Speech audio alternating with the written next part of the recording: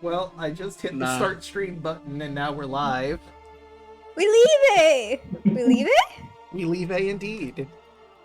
We are indeed live. For the sake of Draco's YouTube, probably hold off on that for a moment. Yeah. At least 5 minutes.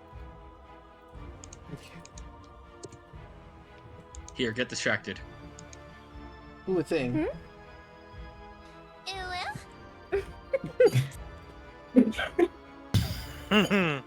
I need to use my clip of ooh and use it for this soundboard. You know what? Let's just start with something unhinged. Are we talking about the dragons? No. Imagine Dragons. I guess that is too tame for this. I'm just waiting for Draco to look at chat. Oh. Oh. Anyone in particular? No. Do yourself. Ada. Let's go this way. Are you trying to just embarrass me? Ada. You knew what you signed up for. You're dead. You've been doing this with us for how long now? Yeah, fair. It's now Listen, super effective. More RRs in the chamber. I mean, we've known each other for 2 years now. It's I could add a few auras. I'm saving all of mine for when Strahd shows up again. I have a bunch. All I gotta say now, it's going to be super effective on yelling now.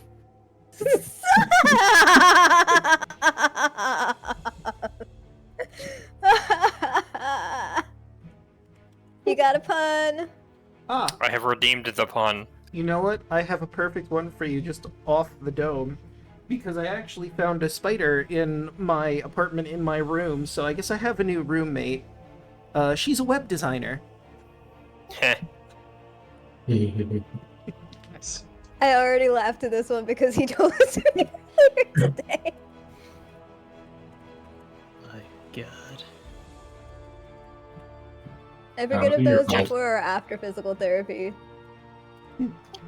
Gentlemen, this is a bucket. Dear God. God. There's more. No. Oh no. And there goes a punny. Another pun? Alright. I'm running the alt text Before we on get- Blue Sky right now. Sorry. So before we get started, I'm gonna share. The Yankee fans are assholes. What else is Okay. new?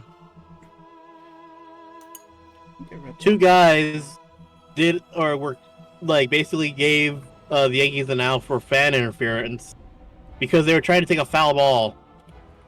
Ooh. Hey Elsa, hey Mama. Hey kitty. Lay down. Was Yeah. that specific to the Yankees or was that specific to the management at the stadium? To the fans, or to those two fans in particular. Oh, shoot.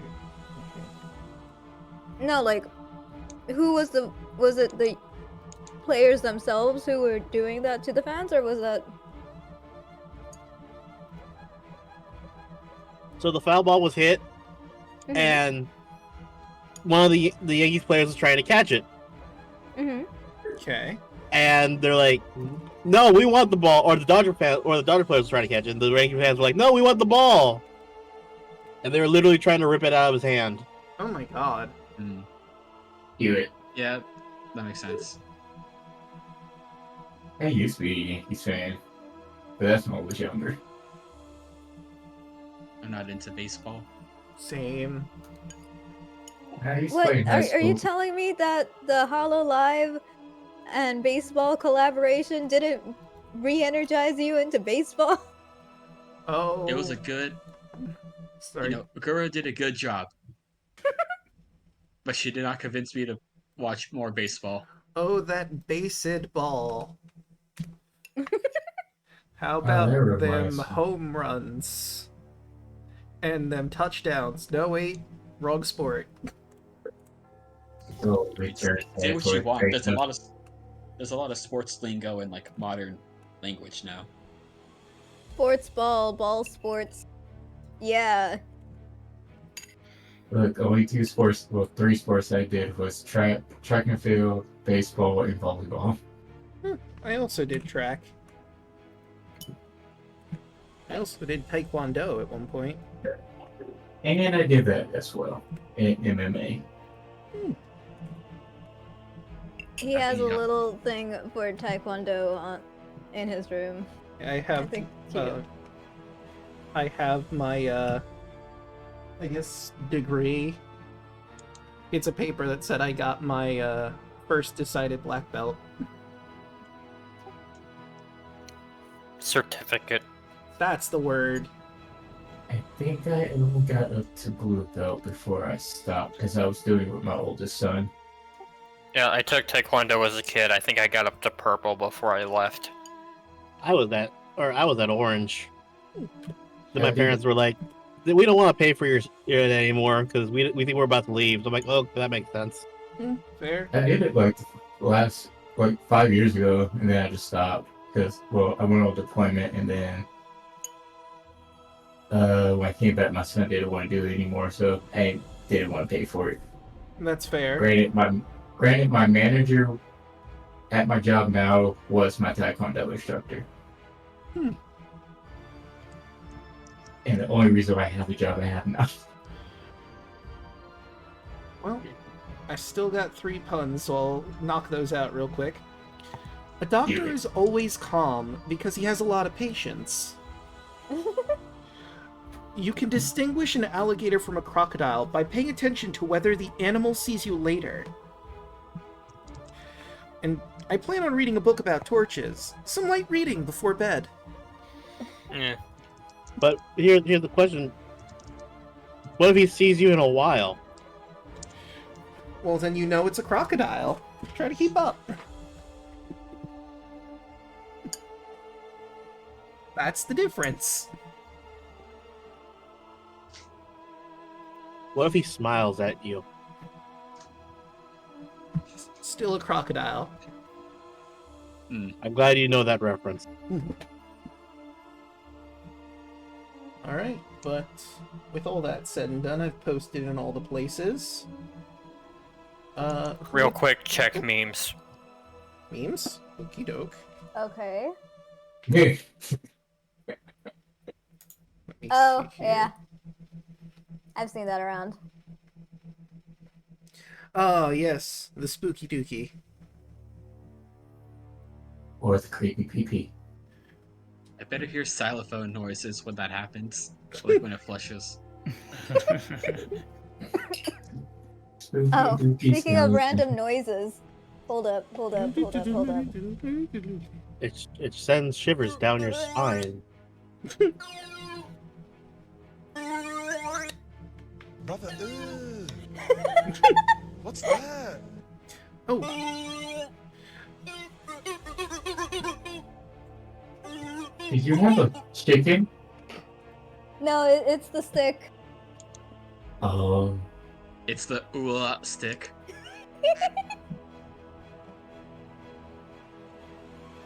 My parents found it after rediscovering all my stuff. My old stuff. Including and not limited to a very, very, very old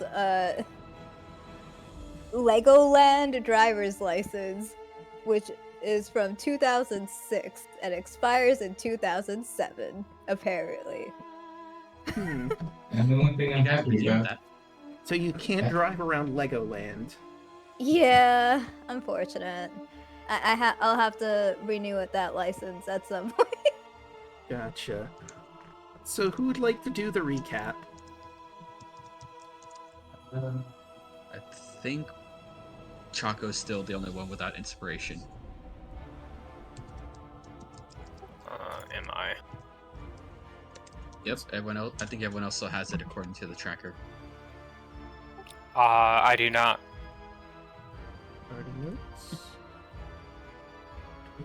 Let's see.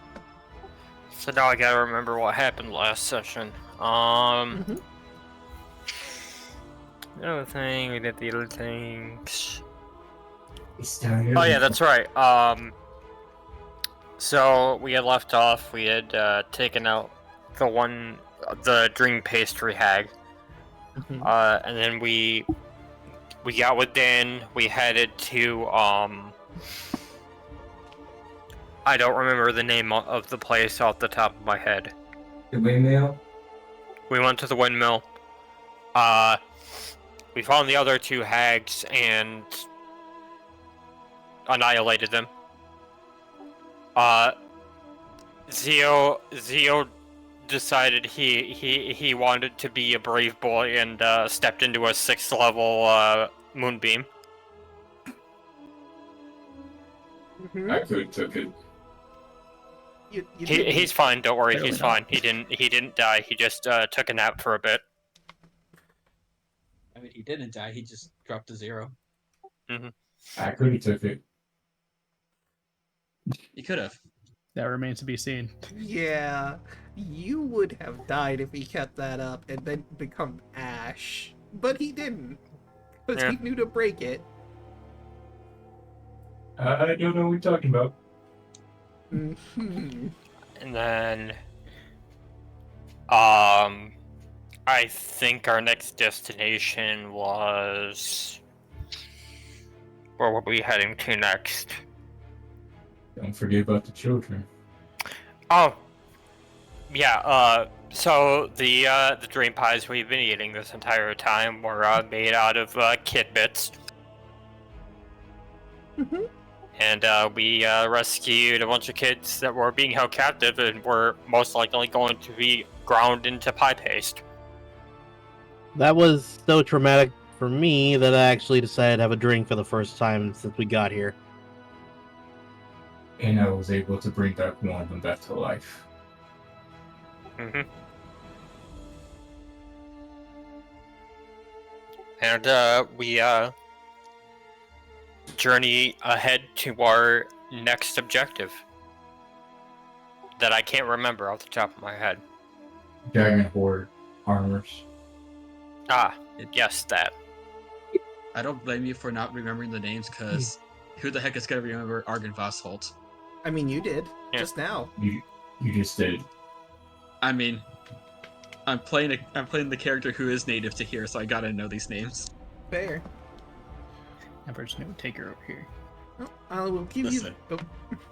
One last thing I'm going to point out that we have 2 days left until we have to meet with the devil. Very Well, true. You know, Yeah. Or you could just ignore Ultimate. him. What's the worst that could happen?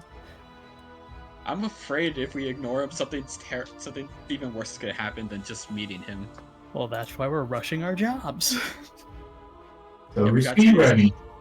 Yeah, we got 2 days to get this, to do like 3 different missions right now. Alright, and I will give you that inspiration as you find yourselves at Argynvostholt. Former home of Argynvost, the Silver Dragon, and his order, the Order of the Silver Dragon. I really wish we did the other thing because that would have been funny with where we're going. You could find an ancient artifact. You could. There could be one here, you don't know. Dear God. Oh wait, did we figure out the performance? Oh, right, I had to roll for that, how much you made. Because you did crit that. Yeah. Oh, nice. Nice? I rolled, you got 77 gold. Oh, not nice. I mean, that's almost max on this thing. Hey, you basically found a $50 bill. Take it. Mm-hmm. I mean, You know what I meant. look at it this way. There aren't people that have a lot of gold based on the economy system. So that's a lot. Fair. You just robbed the entire town. I know you want the funny number, but you got bigger numbers, so. Yeah. Yeah, fair. So that's split between all of us, I'm guessing. So Well, you could keep it to I mean, if yourself. you You wanna were the split it. one who was performing. They didn't really help with your performance. But if you want to share that with everyone, that'd be a very noble thing to do. Would that be very roguelike? I mean, it doesn't have to be roguelike, it has to be Antonius-like. True. Yeah, I'm not playing like a traditional paladin here. Yeah, no, not at all. But hey, like, it's really, what do you think Antonius would do?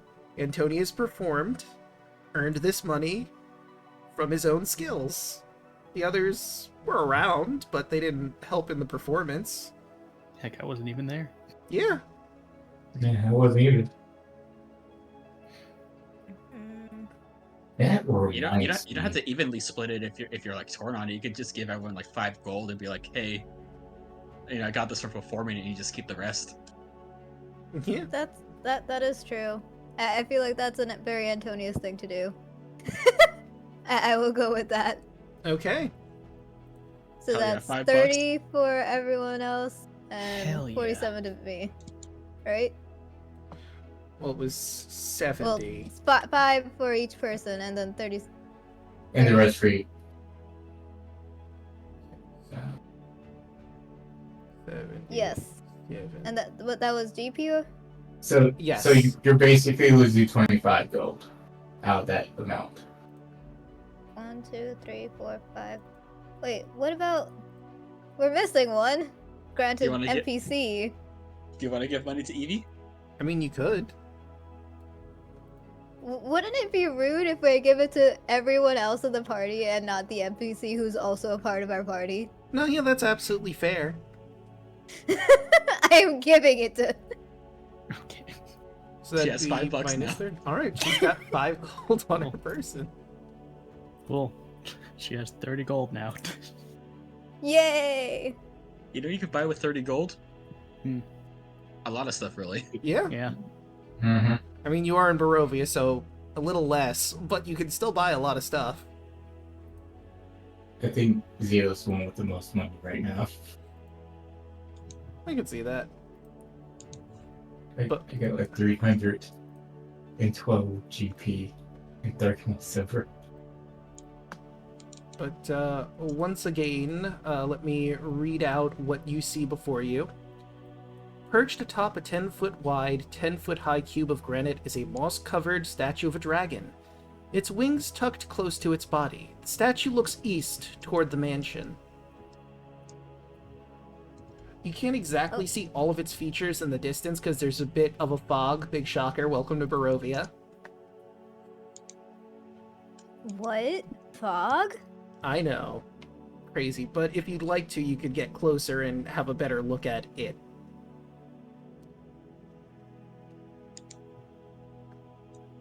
Also, another question. Oh! Before I do. I'm sorry, before your question, I have a handout for the statue, actually. Ooh, I didn't realize that. Pretty. Oh, that's nice. For when you do get closer, this is what you see before the place. Let's pick it up and take it home. Good luck with Y'all. that. Bartek, I'll live one and you give the other. We did a long rest, right? Yes. Yes. Yeah. Okay. Means I get my bardic inspiration back. Oh, that reminds me.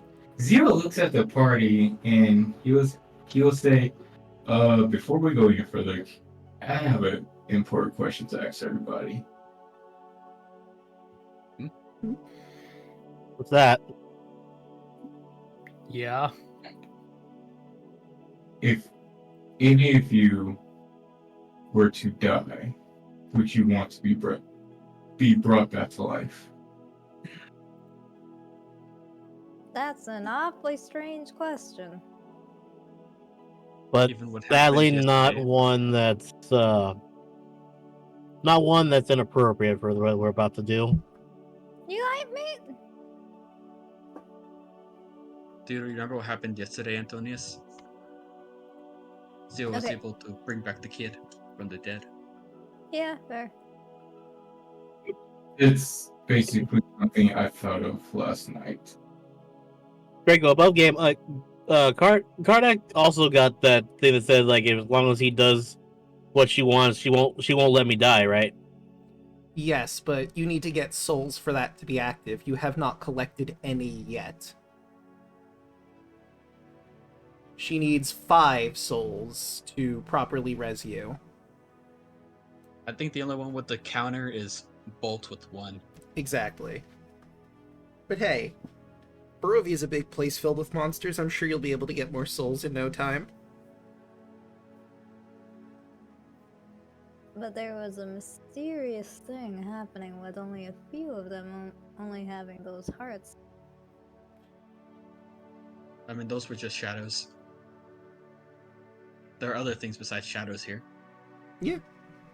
No, but like only a few of them had hearts, though. I mean, that's with people. There are other kind of souls. Because I think the one soul that Bolt did gather was from one of the hags? Correct. Yeah, so he has a hag soul, which is still 1. And the reason why I asked is I don't want to bring anyone back if they don't want to come back. That's why I asked. Evie will not consent is important. I mean, I'm cool with it. Lily? I think that's a yes. I will take you up on that offer, Zio. I cannot die just yet.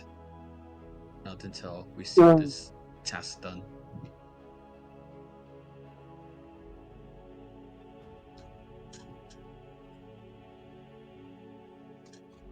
He would say, Kardak would look at everyone. So long as I'm here, whatever mission that brought me here is not done. And I was always taught to finish what I start. So I guess you guys are stuck with me.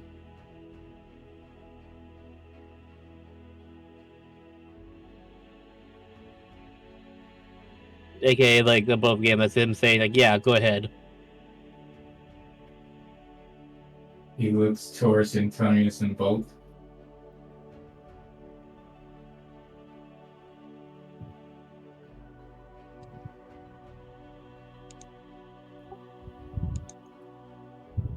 What?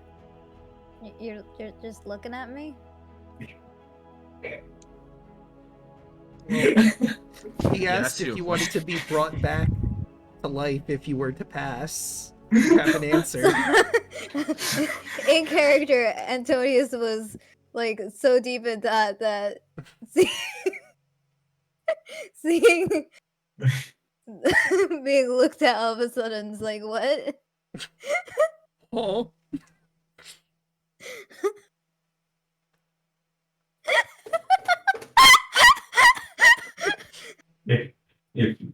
If you ever to die, do you want me to bring you back to life?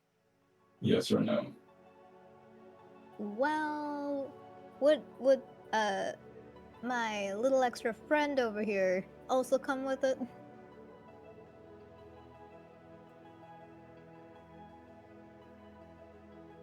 Wait, that thing's not part of you? Technically. Don't you two kind of share like a bloodstream and stuff like that? Which is why we couldn't, like, cut it out of you from the very beginning. Yeah. Hang on just one moment. I realized people are moving. I was caught in the RP. Kai, you hear a click. You look back at the statue. Its mouth opens, and then nothing happens. You hear like it seems like something was supposed to activate, but it didn't. It's very old. Oh, that's not concerning at all. Oh, well, actually, does Bolt see this as well? Yeah, you would have heard the noise and looked and saw that. But we'll look at Kai. Don't move. Investigate. Alright. With the 17. With the 17, obviously that was a pressure plate you heard, and it is connected directly to the statue.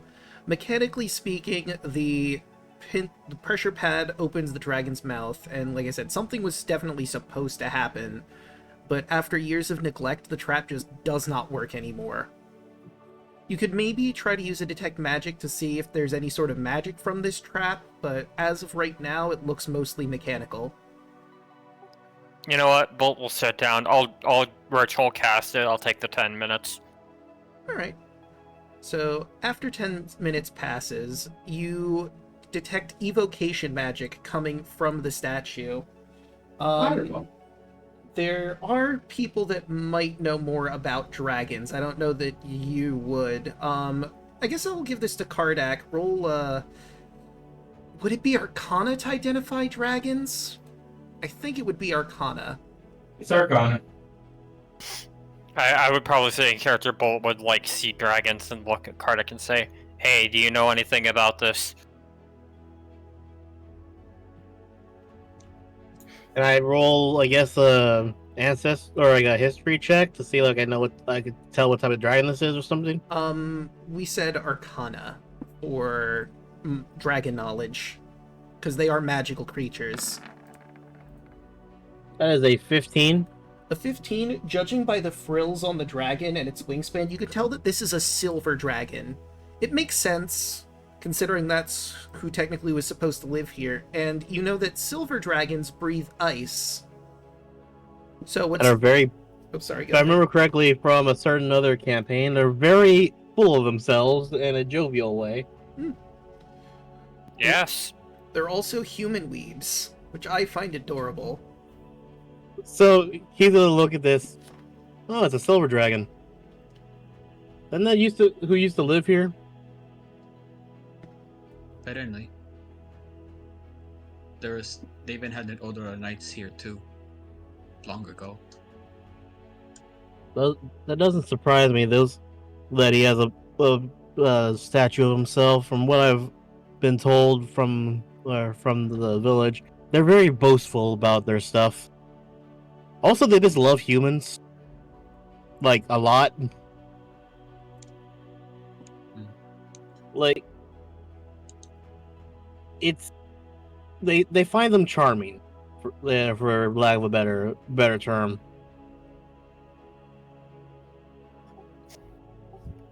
I guess there's some kind of sick irony that it is here in these lands. If it was trapped here in Barovia, it would see a lot of human suffering. Maybe that's why it tried to establish some knights, maybe to keep people safe. Here's the bigger question that I just thought of. Where'd he go? Because if this is just the size of the statue, and like if the statue is supposed to be like, hey, look, this is just or like how I look, that's still an adult dragon size. Well, only one way to find out. And Bolt starts walking towards the door. Not without... God. He is smart, he is not wise. I'll also Draco? say... Oh, yes? Can I make a history check to realize that some dragons can polymorph? I think that would also be an Arcana check. Or... maybe, I mean, given given you're that- from Thylea, religion? Yeah, you know what? I will allow Arcana or religion for knowing that dragons can polymorph. 17. With a 17, you recall that the gods of old, the five as they once were, Kaya, Pythor, Vulcan, Mitros, and Valis, were actually adult dragons before they became gods. When Pythor was defeated, they reverted back to their true forms, but were able to retain their godlike forms. It stands to reason that other dragons, if they know the magic, could polymorph into humanoid shapes.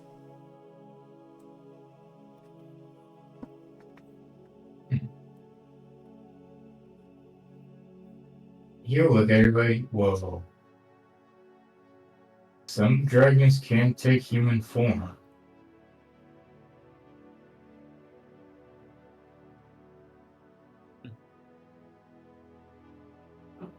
Maybe there are records here about what happened to this dragon. And Only one way to find out. before I describe where Kardak and Bolt are, I'll let you do a history check with disadvantage, because this is ancient history, so you might not be versed in this, but you might know something. 9? 9. You do know for a fact that the Order of Knights were called the Knights of the the Order of the Silver Dragon, excuse me. Clearly they worked for the Silver Dragon, there's a statue here, but apart from that, you don't really know much about the history of this.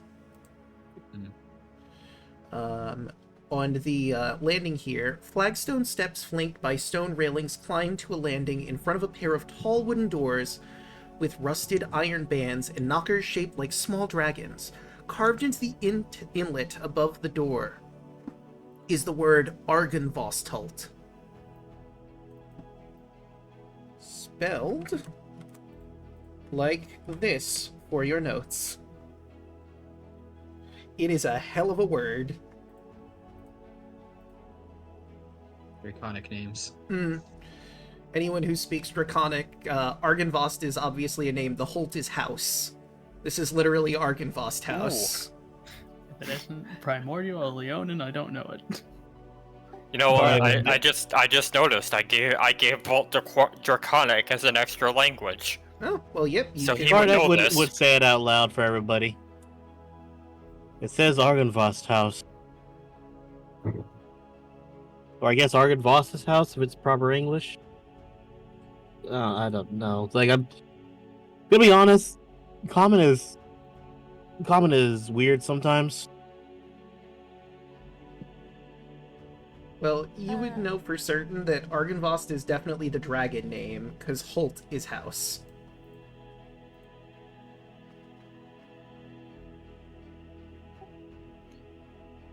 Antonius is gonna inspect the dragon statue further. What role would that be? That'd be investigation. Okay. Natural 1. That's just a decorative statue with a neat little gimmick. Step on the pressure plate, the mouth opens. That's kind of cool. Surely nothing sinister is involved with this. I mean, Bolt told you that there was something involved in the trap, but come on. What are the chances of that?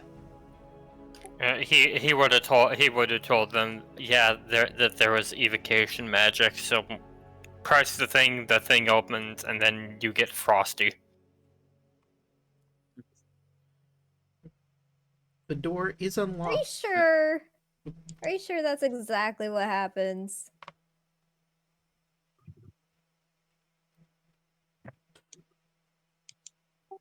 I mean, we know it's a dragon. We know it's a silver dragon. We know they breathe cold, ice. It's not too hard to put together. There are one or two possibilities. One, if this being is still alive, he's going to be very happy to see us, just because of the fact that or from what I remember, they're very sociable dragons. Or two, he's going to be very pissed off to see anyone breaking into his house and immediately freezes to death. Then we better be careful. We try to check everywhere that we can to make sure that there isn't a trap. You know, I'll say with your 15, you do know one thing. If a dragon lived here, it'd probably take a bit better care of its house. Like, you can see just from the outside, there are parts of this tower, or this mansion, that are crumbling to rubble. There's something to be said of sleeping in, like, a manor that is crumbling. Some dragons might do it, but a silver dragon would definitely take more care of this place. I'll just bring up detect magic for the sake of having it in the chat. Probably for the best. I was thinking about it now, actually. I don't think anyone might be here. because again, these are like silver dragons are very prideful creatures. I don't think he'd live in a place like this, Yeah. at least in this condition, if not for a good reason.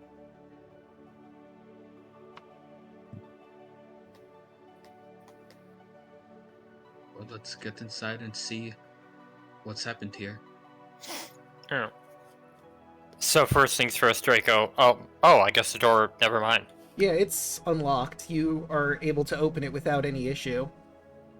I was gonna say I'm gonna make sure that there's no magical traps on the door and make sure that it's not locked. But Yeah. never mind. Completely unlocked, no magic detected as you swing the door open. I will describe this room as you walk in. This room feels like a king's tomb. A grand staircase leads up to stone balconies held aloft by stone pillars, and arches a tall faded tapestry depicting a nobleman in silver armor that hangs from an iron rod above the staircase landing right here. Oop, closed it out. 6 sets of double doors lead from this foyer. Along the walls, displayed on marble pedestal, 3 alabaster busts of handsome men. A 4th bust and its pedestal have been knocked over, and their shattered remains lie strewn across the mosaic floor. 2 chandeliers of wrought iron hang from the ceiling like monstrous black spiders. As you walk into the room, a great shadow with wings moves across the walls and disappears. You hear the soft, bestial hiss in the darkness. What the fuck was that?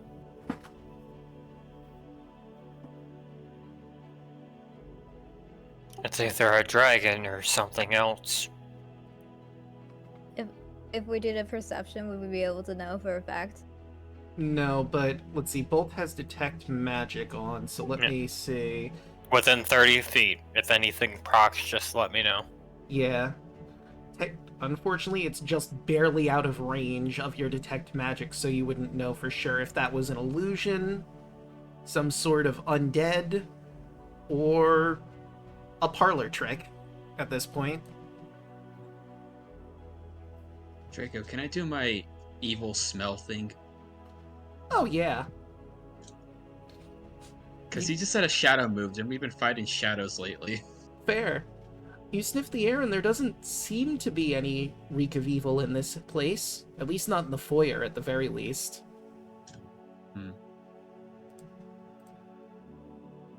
Well, we'll relay that to the group. I'm sensing no evil in this immediate area. Maybe it's just watching a lingering spirit of some kind. Kardak, you guys hear him actually speak Draconic out loud.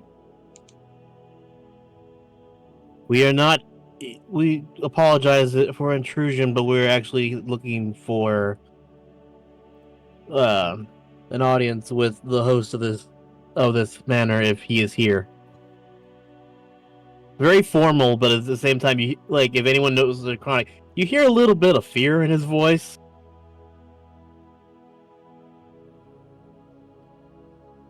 You're just at normal speaking volume, not yelling, right?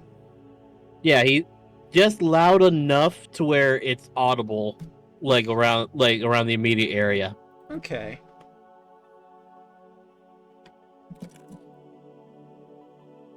What is your... Oh, did that not? I rolled my dice in the dice tower and it got stuck in the corner. Okay, that's interesting. Probably not important, though. You don't hear a response. Seems like there's no one here in this lobby, aside from all of you. At least for now. I had to try.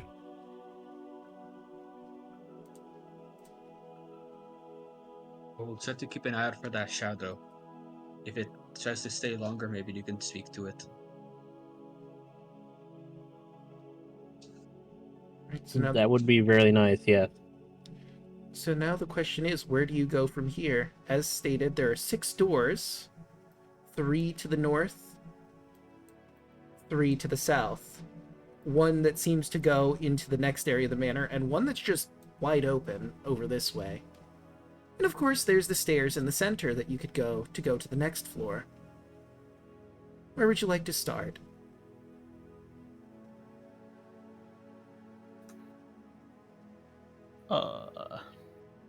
We should sweep the first floor, then move our way up to the second. Do we all look together, or do some of us split off?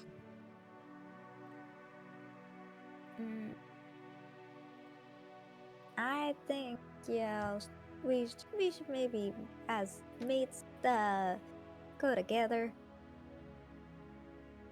I was about to say, are we about to Scooby-Doo this shit? Scooby-Dooby-Doo. I can't wait for Probably the not in, masked like, man to pairs. run around and chase after you through various hallways. I mean, there's technically 8 people here, so maybe 4 and 4 can look into a room.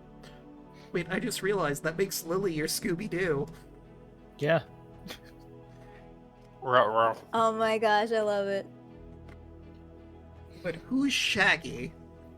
Magnius. You know what, I can see that, yeah. You know what? Not wrong. I think Kai is it might be Fred in this situation. We do have some extra people, though. Either Alright, Kai or we're gonna Zio. split up and look for clues. Hi, or Zio. I'll be Don Knotts. There you go, perfect. Vault is Velma. Yeah, and Yeah, then mate. Evie is Daphne. Yeah. No, Kai to be Scrappy. No, that doesn't work. No, No, we no. already have Scrappy. It's on the tail. No, he takes risks and going to Moonbeam. I think it's you. Yeah. You might be I Scrappy. agree with yelling that the tail should be Scrappy. The tail just morphs into about puppy power. God damn it, kill it. That'd be terrifying. The villain of So the do we first live do, action we do movie. 4 and 4? 4 sounds good, honestly. Alright, so who's on what team? I'll just move myself in front of the door. Okay. Now we have to do it in the mystery. We have to split it mystery bin.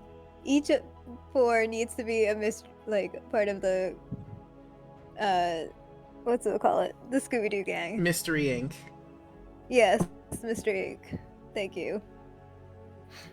Okay, so we have Kardak Bolt. And we have Zio, and I guess Lily will go with the team over there, so it's 4 and 4. Is Lily still in her lion form? Lily is just a tiger. Or Yeah, a tiger form? Lily is just It's a just tiger. tiger. Yeah. Lily is I mean- just a tiger. Evie's the one that can transform into a were-tiger or a tiger form. Okay. I got those two confused. I'm sorry. I mean, they're a bit different, but I guess we could have a representative from each group roll to see who will open their door first and investigate it. Just do initiative roll, I guess. Yeah, we could do that too. I figured a flat d20, but if you want to do initiative, we could do that as well. I'll do it. Right, Kardak for Team Kardak rolls a 4. A 4. And who on the other team shall roll? I will. Oh, whoops. Well, since 2 people rolled, Kai technically was first, so we'll use Kai's roll. Either one would mean that you guys go first, though. Yeah. Wait, where's Kai's roll? It Right was above weird. yours. It's a bad It's habit of mine. whispered. Yeah, no, I see it now. It's whispered. Well, since it's whispered, yeah, we'll just have it be Antonius's. It doesn't then. matter. It doesn't. Yeah, either way, it would have been you guys first.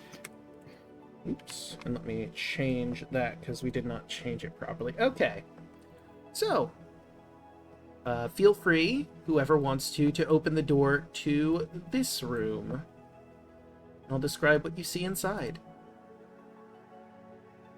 I'll open it. Right? This wood-paneled den seems to have been ransacked, its furnishings tossed around. A cold, dark hearth dominates the west wall between two narrow windows. Standing upright against the north wall is a sarcophagus made of black wood with the queen's effigy carved into its lid.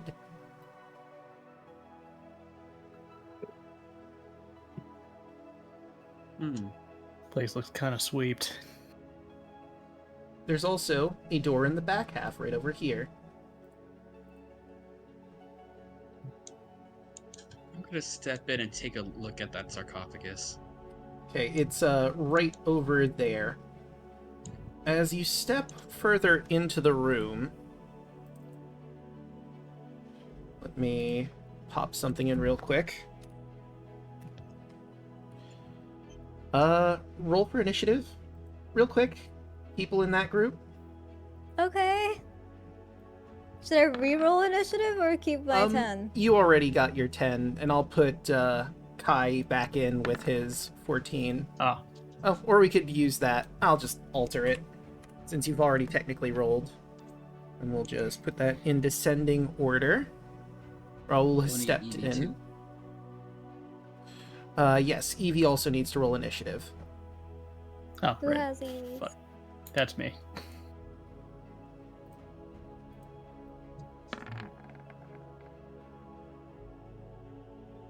Okay. And we'll put that back in order.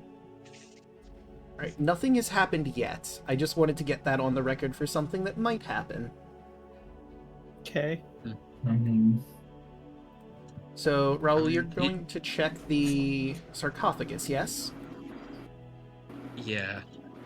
Just gonna do a, like, without, like, touching or opening it, I'm just gonna do a... Would it be investigation or history? Because he said it, like...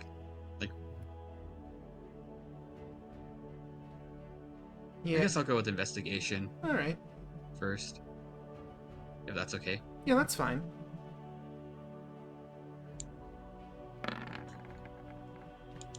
With 15, it seems like an ordinary coffin.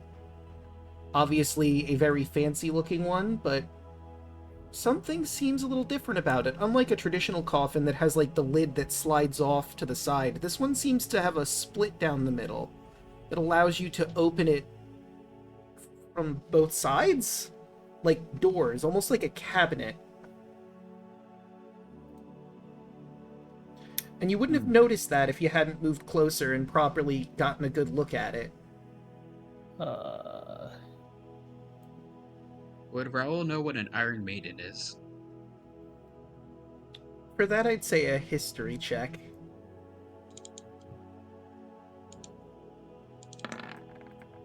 Crit.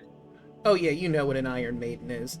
It's usually shaped like a woman, though, with spikes on the inside, used as a torture device to either get information out of people or give them a horrible, torturous end. Maybe this is a modified version of that, but it could also be a cabinet that's just weirdly shaped like a coffin. If you opened it, you'd be able to tell for sure if you saw spikes in there. I'm gonna hold off on opening it until everyone else gets in here, just in case. Alright. But I'll relay my information I learned to the group. Alright. And that would bring us to Kai. Also, for point of reference, fireplace over here, coffin over there, and then the rest is just shattered stuff in the room, and then door over there. Divine sense. Okay. Let me see here. That is for... What's the radius on that again? 60 feet? 60. Yep. Okay. Would this classify as anything? Celestial feature of dead. Aren't I a little close for that? Well, you're not celestial fiend or undead, so... Yeah, this doesn't hurt people to text things. Okay. Well, no. So... I meant because mimic. Well, the Two. mimic also It isn't won't act. in any of those. So let's see. Nope. If it's 60, it's approximately that. So in that radius, you do not detect any celestials, fiends, or undead. Don't smell anything undead, so I think we're clear. Also, can mimics identify other mimics, or is that? That's not really a thing. I want it to be a thing. I want it to be a thing so bad. Okay, I have put radius on you for divine sense, just so I have that always in mind where things are. Hmm. Okay. Only lasts a Anything? minute. Anything you want to do in the room, or you just gonna wait for everyone to file in as well? I guess I'll just wait for everybody to file in. All right, Evie. Or, yeah, that's my action. So, Okay. yeah, I'm good.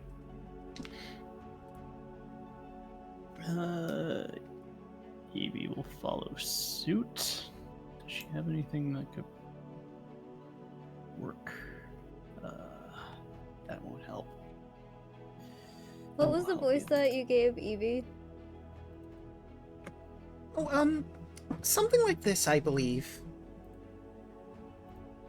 Should I try RPing Evie? I mean, I could do Evie.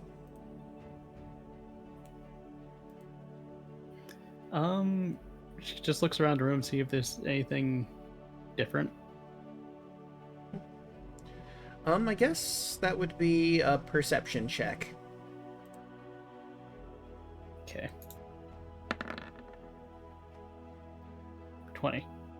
Right, let's see. With a 20, let me see here.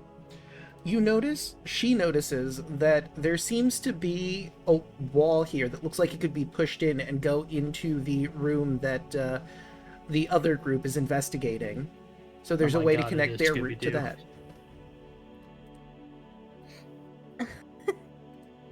And I'll just reveal that because now it's no longer a secret door. Hmm. Well, guess I'll just wait for Antonius now.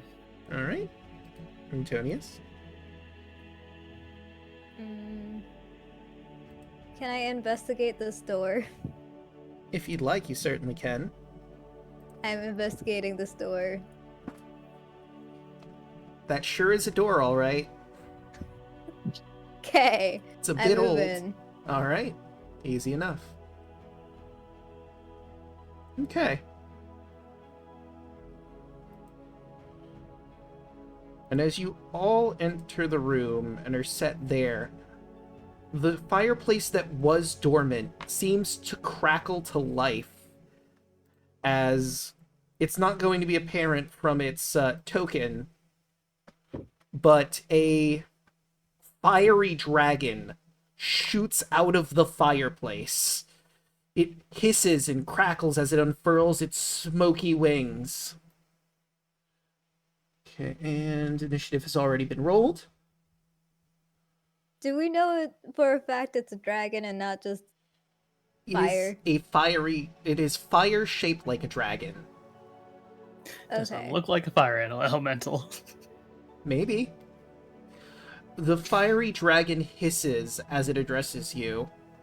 My knights have fallen into darkness. Save them if you can.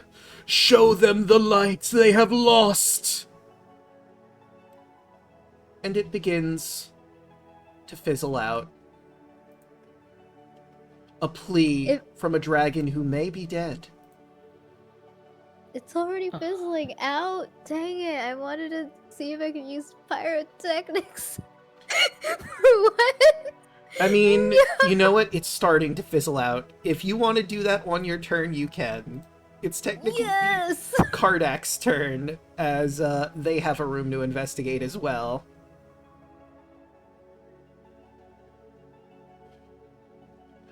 I will say you hear that booming voice outside of here because they didn't close the door.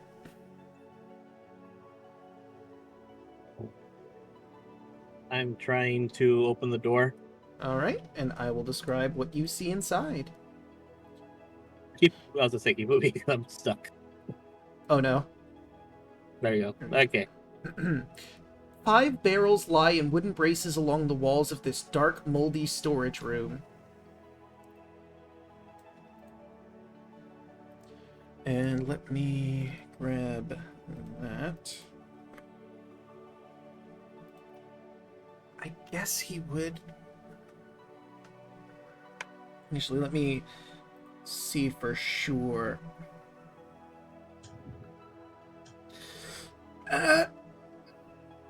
Is someone there?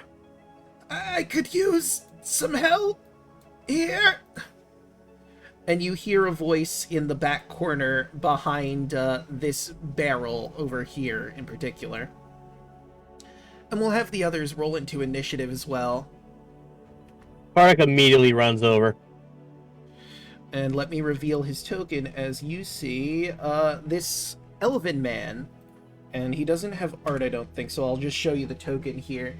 He's a bit tanner skinned, or actually, based on the image, it looks paler than what you'd see of normal elf. He's clutching his side that seems to have needles in it. Rest easy. Are you okay? Well, I've certainly been better. I was hoping to look for a Vistani girl named Arabelle. I was attacked by needle blights, and I was forced to take refuge here.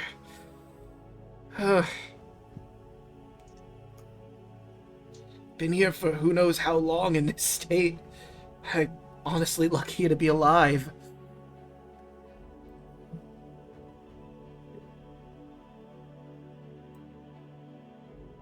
Karnak will slowly help him up. He looks really hurt. He's barely hanging on. You don't know how he's been surviving here. These look like wine barrels. Maybe he could get some sort of sustenance out of that, but unlikely. And then can I give him, like, a ration just to help him out a little bit? He can. He will gladly take that. Here. This. You look like you can use more than I can right now. Thank you. So much better than what I've been able to gather, just grasping off the ground. How are you? Forgive me, but how are you alive? Well, it wasn't easy. There's That I have no doubt, but still. there's rats that I would been able to just barely get a grasp on. Moss here and there. I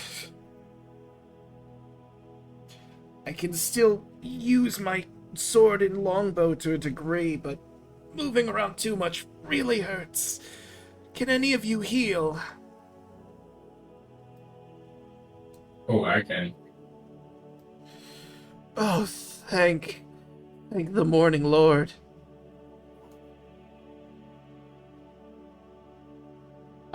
Karnak is gonna bring him back over to the entrance All right.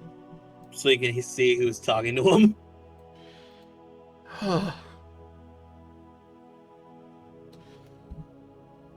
All right, and with that, we'll move back to the team with the giant fiery dragon in the room. Roll, do you want to do anything to this fiery dragon? Does it seem hostile? I mean, it told you a message, and it doesn't seem to be doing anything hostile to you at the moment.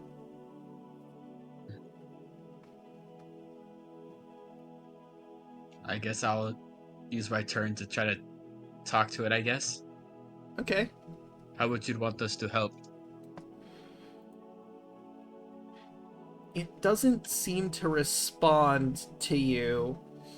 You get the impression that it might just be a message that it can purvey in this state. And that message again was, "My knights have fallen into darkness. Save them if you can. Show them the light they have lost." And I'll copy that into Roll20's chat.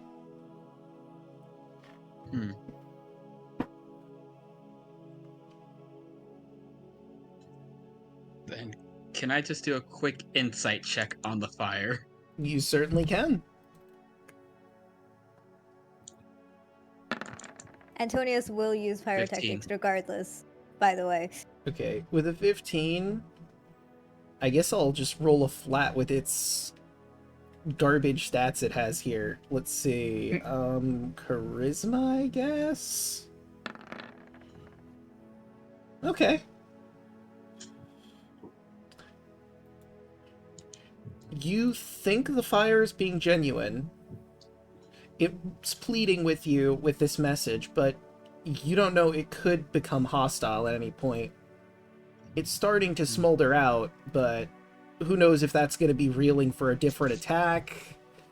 Better to err on the side of caution.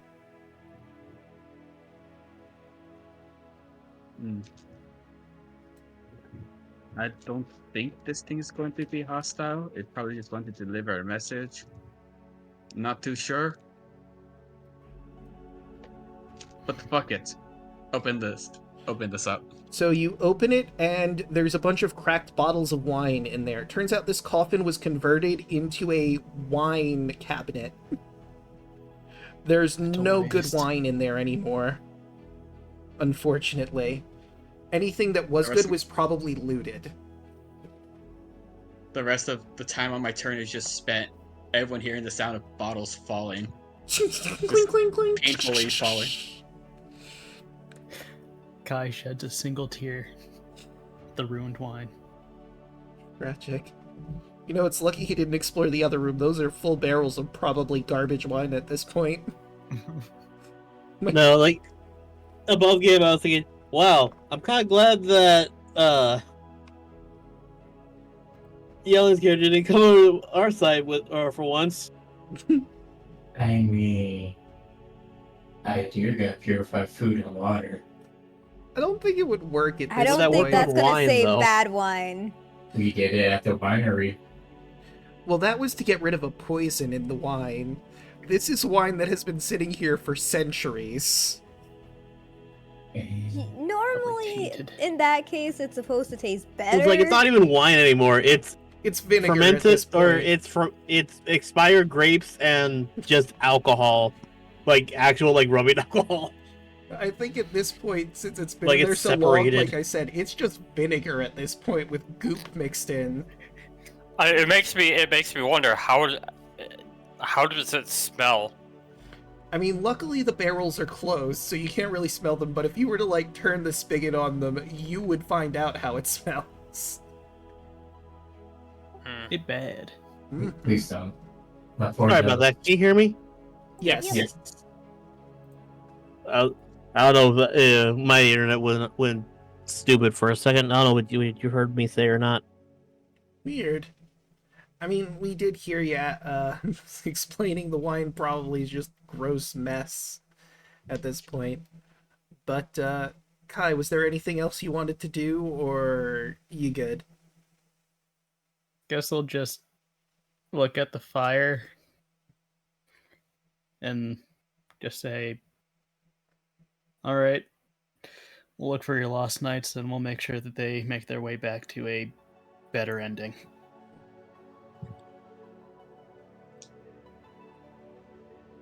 The fire seems to smile as it's closing out. Wait. It's still going. It won't disappear until it becomes its turn, don't you worry.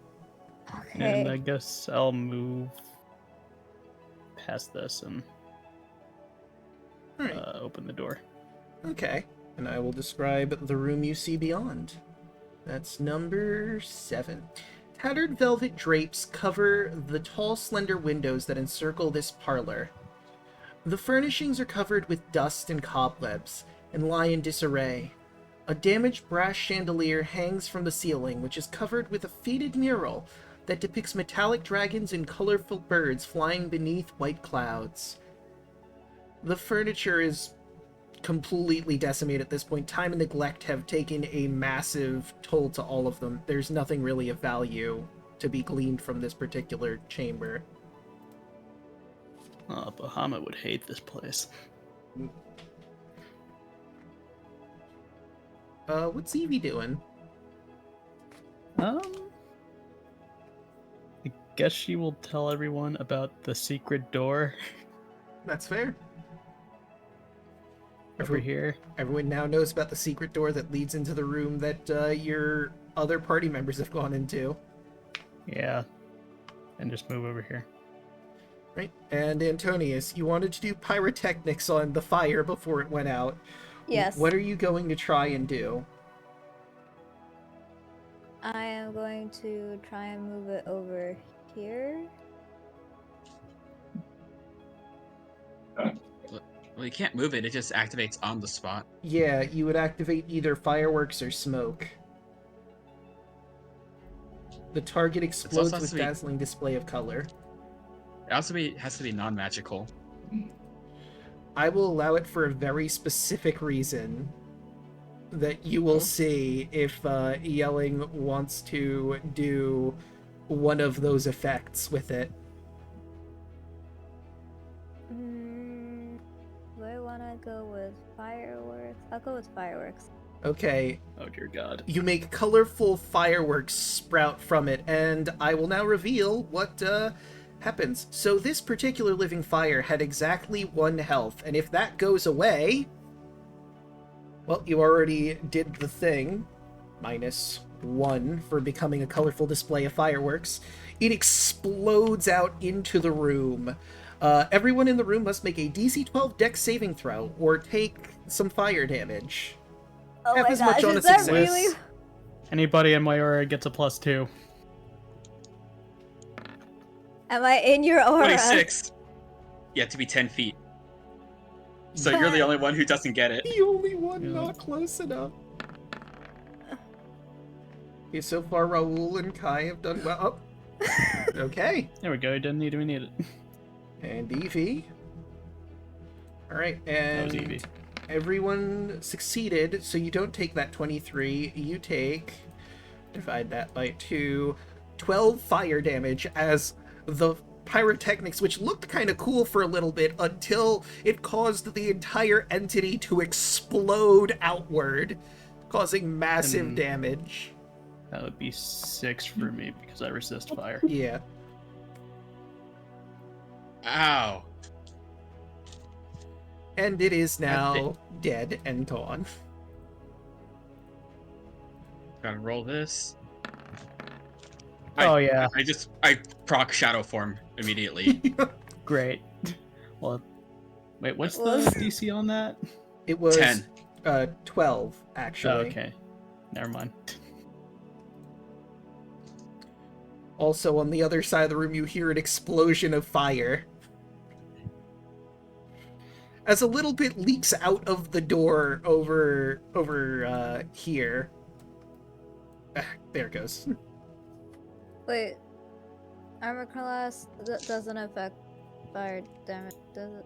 No, it's a save. Okay, sorry. No worries. I got myself confused for a sec. But, did you want to move after your, bath of fire? I am moving towards the flames. If I have the right thing selected. Haha. This is why I don't go with the Tonius, what the fuck? Oh, do I have the wrong version of your token here? Oh yeah, I guess I I'm have just the using wrong that for it. version. It'll be fine. I mean, I could just drag and drop it. I guess I didn't update this one. Oopsie. It's all good. Boop. There's 2 of them now. Congrats. Whoa! There's a clone! Which one do I shoot? Boop. There we go. Sounds like the Tonius is touching shit again.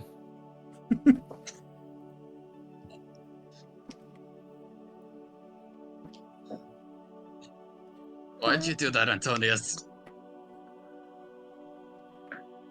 I just try, like, looking at the flame thing and trying hard to figure out what just happened and why it backfired so badly instead of help the creature live. Are we done here? I guess Antonius, you can roll Arcana to see what happened. He made him explode. Arcana? Yeah, Arcana. To figure out why it didn't continue making live.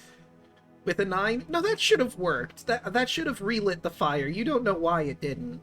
Who could say? Above game, firework states, the target explodes with dazzling display of colors. So you triggered its... When it reaches 0, it explodes.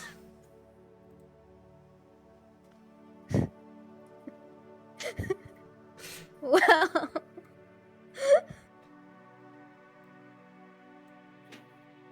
I can't believe you done this. Wait, it should have worked. There Fucking bards. What were you trying to accomplish, besides blow us all to hell? keep the guy alive! By causing it to explode? No! It wasn't supposed to explode! Yeah, it kind of looked like it to me. Fucking magicians. Bards. Ugh. Antonius, I appreciate Above what you game, were I've trying kind to of do. realized that... Huh? Oh, Evie was gonna say, Antonius, I appreciate what you were trying to do, but not a good idea. Just throwing that out there. Ah! Above game, I kind of realized the stuff that I have can also double as magician. I mean, yeah. Is dancing lights, silent image, unseen servant. Those. Thank God you didn't trigger another explosion by the fire hitting all the expired wine. Yeah. Message. Thankfully, that's safely in the opposite room. But, I mean the wine barrel right here. oh, well, like I said, that's all broken and, like, there's a bit of wine on the floor, but it's been dried out at this point. The sticky stain on the ground. Yeah. But, let's move on to Zio. This man is very injured. Zio would remove the needles and cast Cure Wounds. Okay. And he'll heal for 7. Right, that puts him in a much better state. He's still a little injured, but significantly better. Oh, thank you. I do know a little bit about this place if you need some information and exchange. Do you know where the armors are? Well, I mean, I guess it would be wherever you could find it. I mean, in all fairness, like, people have come in here and taken stuff, so that might be looted already. However, maybe you could still find some armor. There's probably, like, a barracks, I believe, up to the north. I've been sort of isolated to this one room that I collapsed in. But I have heard some movement every so often. I just didn't have the strength to actually check. I was more talking about, like, the history of this place. Although, the Vistani and my people tend to avoid this mansion. I only came here out of dire straits. We believe that the dragon who once lived here, Argynvost's ghost, haunts this place. That's probably what we saw earlier then. That's probably who we just heard then.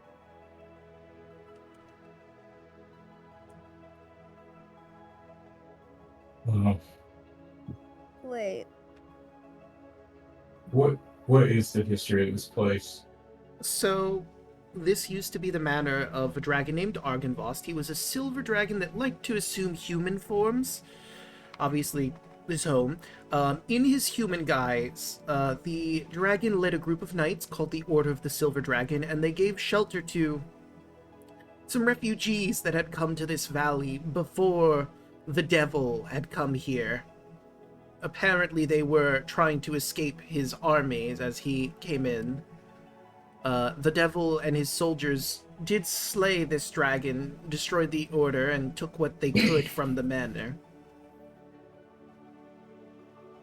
And the rest, I suppose, is history. He now rules these lands, and this place is a ruin of those who would have opposed him.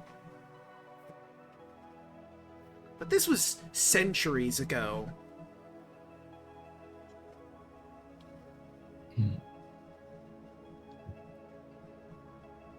What will you do now? Well, I don't know if any of you know, but have you seen a girl named Arabelle? Above table, is that the little girl that we returned already? Yes. Yes, Yep. it is. He's been sitting here for days on end, unable to do his mission, and you've already technically saved her. Well, we have good news for you. We already brought her home. Ah, then I guess I'm going to head back home then. I should be good on my own, but it might not be the best if I traveled alone. I mean, I've been in this room for so long I don't even know what time of day it is. Here. That's kind of funny of a game. Kardec is gonna hand him 2 more rations. You look like you need this. I greatly appreciate it. And Zio is going to give him 12 gold. Oh, thank you. No. You probably need it. Since you've been here for a while. I do Consider it compensation for us doing your job for you. I appreciate that. Well, then I guess I'll be heading off. Again, thank you so much for your help. And he will run off. And then Zio is going to walk over to this door and open it. Okay. And I will describe the room you see. This is room number... This kitchen has been plundered, its tables overturned. The floor is littered with rusted utensils and smashed cookery. Narrow windows flanking the hearth look out over a cemetery. An open pot hangs from a hook inside the blackened fireplace. It rattles on its hook and bobs up and down as though something is inside it. And that pot is over here. And of course you can see the cemetery out this way.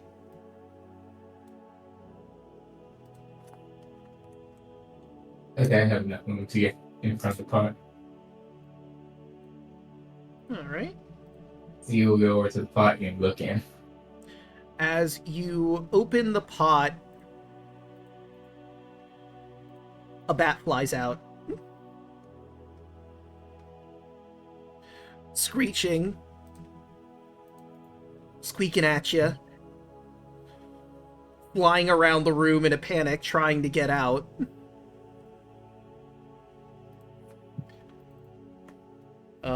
You know what? Since you opened the lid, it is going to get a surprise bite attack on you because it's scared.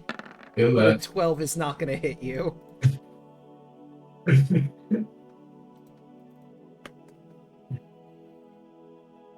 That was anticlimactic. So, And Zio's going to... Do I see these 2 doors here? you do. One is a curtain, actually. There's a curtain Oh. up this way, and this is a door. Zio will call out to the other 2.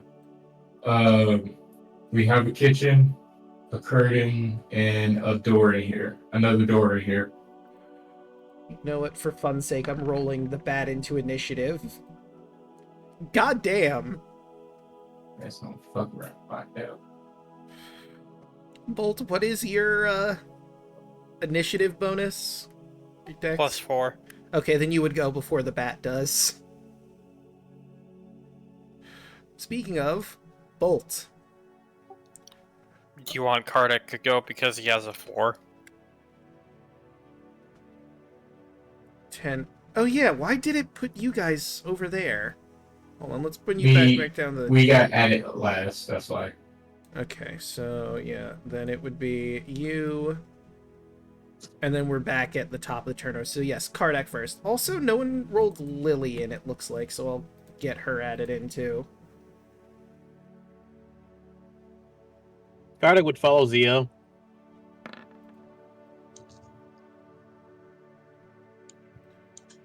Okie doke.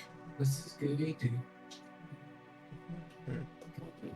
Well, if nothing else, I feel better about helping that gentleman. True. You also see the bat I don't know freaking out. if it was. I don't know if it was apparent, Draco, but because it's dark in here, Kardec did light a torch. Okay, so let me give you your torch. Well, I have to see on the plus side. And that's stuck by Antonius. Lighting. Bright light. Torch is 20 by 20, right? 20 bright, 20 dim. I believe so, yeah. Okay, so let's Yes. turn that on for you. Alright. Can I roll, I guess, investigation to see if I see anything in here? Oh, sure.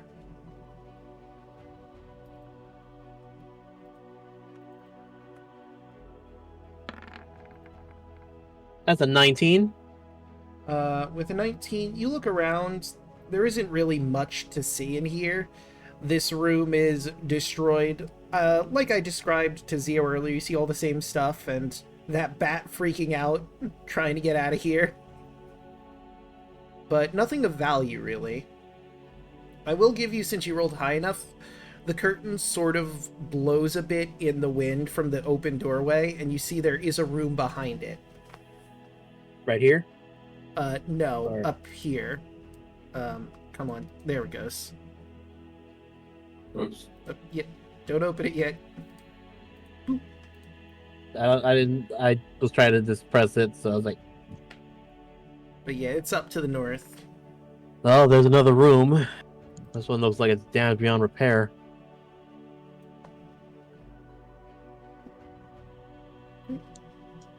And is that it for your movement and everything? Yeah. Right, then that will bring us to Bolt. Well, seeing as how his allies have this room easily taken care of, he is going to make his way just directly to the right. Alright. I will describe the room as you see it. And come right in about here. Okay. A 20-foot long table with sculpted dragons for legs stands in the center of this hall. The chairs that surround the table have backs carved to resemble folded dragon wings, and several of the chairs have been overturned or smashed to pieces. Suspended over the table is a crystal chandelier that glows with a white light. Standing in the windowed alcoves are two life-size statues depicting knights with dragon-winged helmets and shields. Rainwater trickles through the cracks in the ceiling, flowing down the west wall and adding a large puddle on the floor. 5 sets of wooden doors lead to this hall. The doors in the northeast corner hang open. A pair of leaded glass doors, their panes cracked and broken, stand open. Between the panels of stained glass set to the east wall, these panels depict a silver dragon in flight. Beyond the glass doors lies a dark, misty room that appears to be a chapel, perhaps. And that's this room over here that appears to be the chapel. Can I see through the window?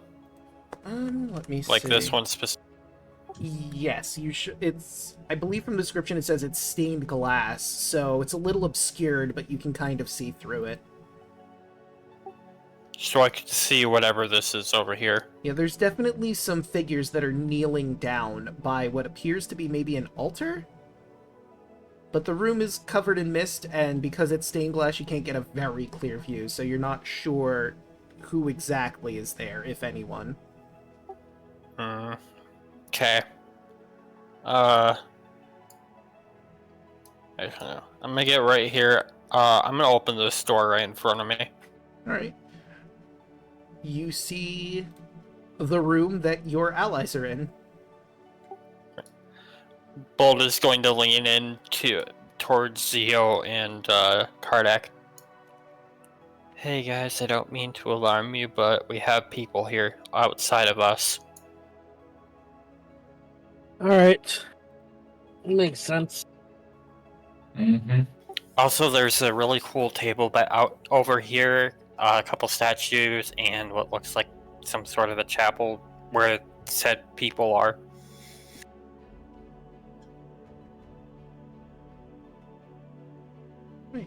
And is that it for your turn? I do have Detect Magic still up. I'm assuming since it still hasn't been 10 minutes yet. So Yeah, if there's anything that's proccing that around me. In 30 feet? No, there's nothing in 30 feet of you right now that procs Detect Magic. Okay, that's all I got. Oh wait, hold on. I'm sorry. There is one thing. The crystal chandelier that was in the room back there. Let me see. That is an evocation spell on it. The one here or the Yeah. one in this? The one like just above the table. It seems to be producing light.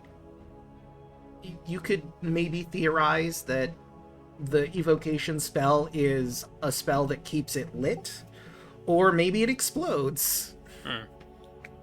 I mean, could I roll Arcana to narrow it down? Oh yeah, absolutely. 11. 11, it could explode, but it could also be some kind of continuous light spell. There's no way to really know for sure without identify. Bolt would lean into the door. There's a chandelier here that's magical. It's evocation. I don't know if it's a light spell or if it's explodey.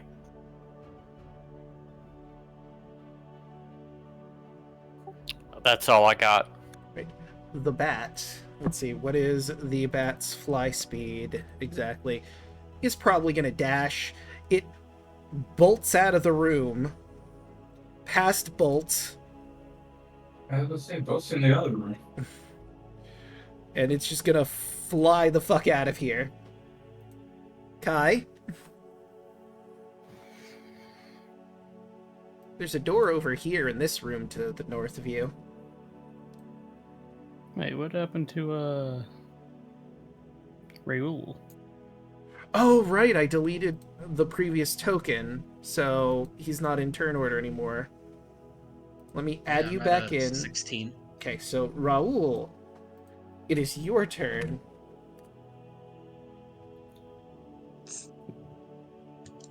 Walking like I'm very sunburnt. I'll open up this door. Alright. Looks like a hallway. You do see there's like a portcullis over here that leads outside, though. I guess I could describe that section. It's like an iron gate that seems to be chained shut. It closes off a 10-foot tall archway in the north wall of the mansion. Could maybe be unlocked if you really wanted to, and that's a way to get out of here, but you also have the front door, so do you really need to open this? There's a hallway and a way outside. Oh,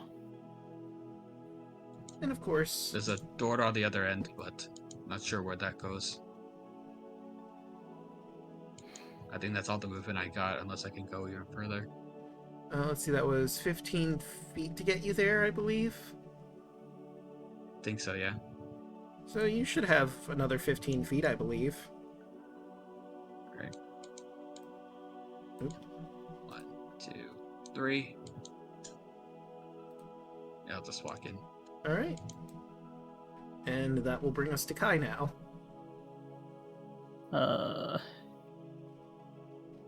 Anything special in this room other than debris? Nah. Nope. Okay. Then I will just move. Ooh. Move like about here. Alright. And you see, just like Raoul saw, there's the archway over there with the metal portcullis that's locked in it, and the door across the way from you. Hmm. Let's see. That brings us to Evie. Yup. Should go basically 40 feet, so I'll just keep her behind Kai for now.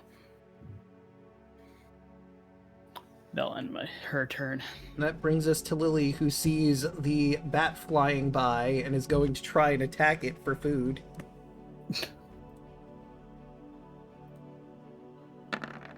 Very cat-like. That does hit I the approve. bat's little AC. Oh yeah, that bat is very dead. It Suddenly claws the it. bat transforms and it's Strahd. She claws the bat out of the sky and begins eating it. It doesn't take long, it's a bat. And then after that, she's going to move herself over to where you guys are.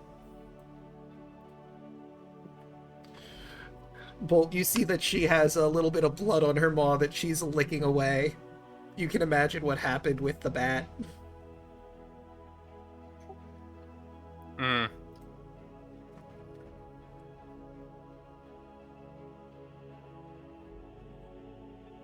But that will bring us to Antonius. Antonius grabs his tails like, yo. You did something, didn't you? If the tail could shrug, it would.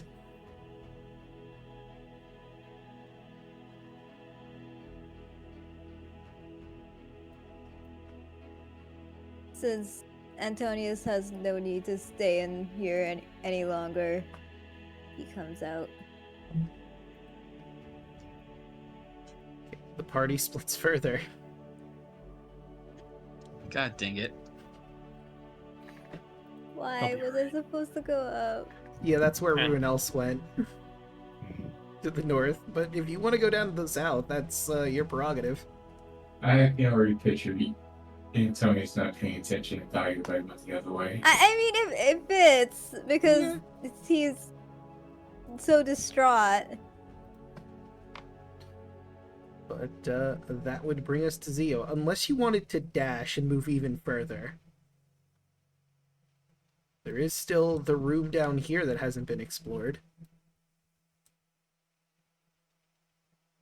Was that to me? Yes,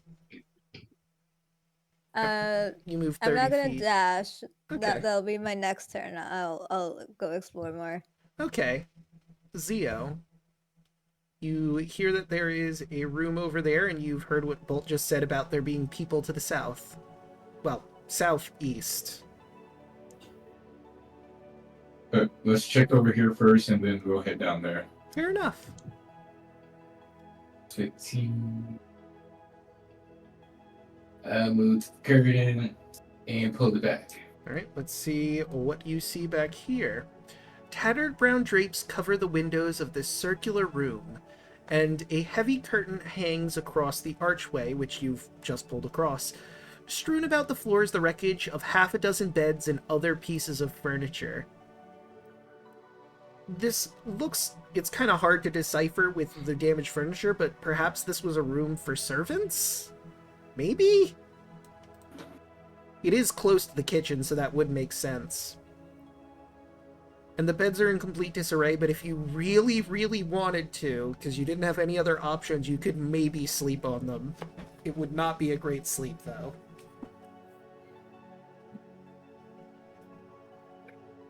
He'll move it in, and then he'll open up this door. All right. You see Kai, Evie, and Raoul on the opposite side of the door. What the fuck? Hello. Hi.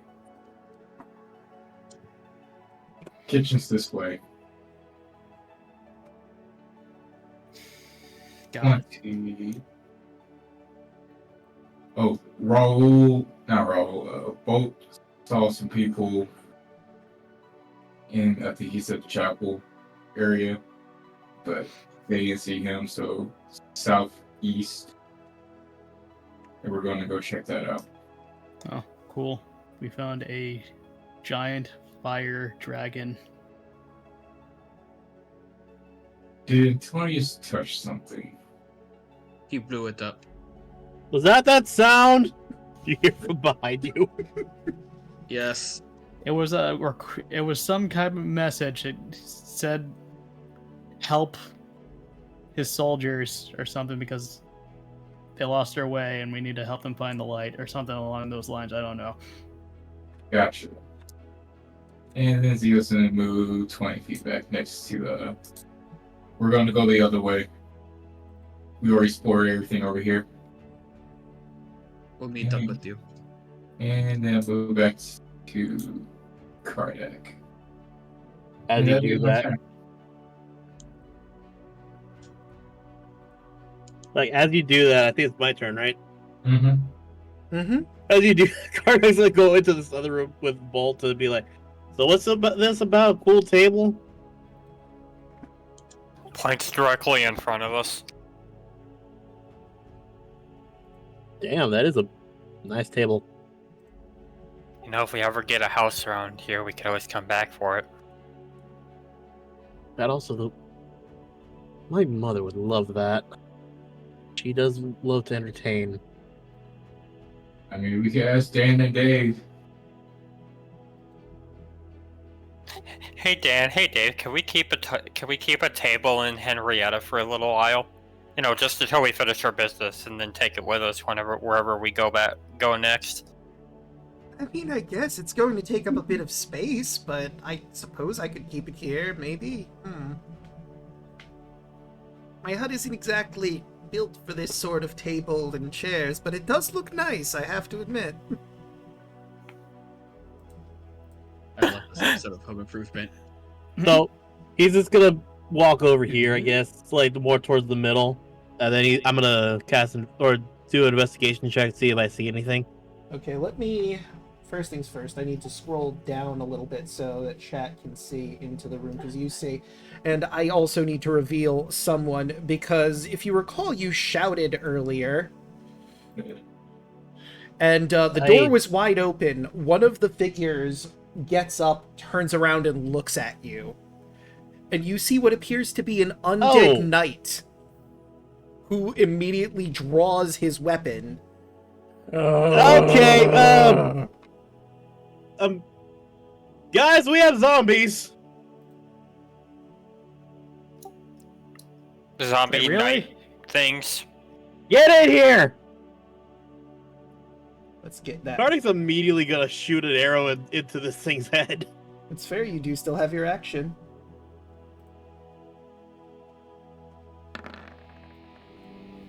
That's a 19.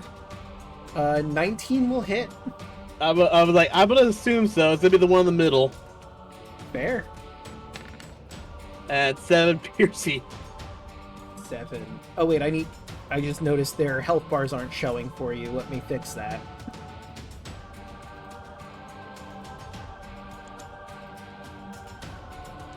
Oh my god, that did so little.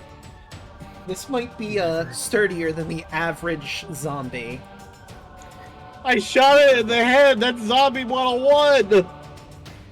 It plucks the arrow out and glowers at you again, pointing its sword at you. Sounds like a badass. Get in here! This thing just tanked an arrow shot like it was nothing. Never a dull moment. Like, with you hear Nice genuine players, panic out of this dragonborn's voice. Well, A zombie's not supposed to do that. Above game, I always have two things that that my characters are scared of. I decided to forego spiders because of how he was raised, but I replaced it with zombies. Zio just yells out, "Sounds like me."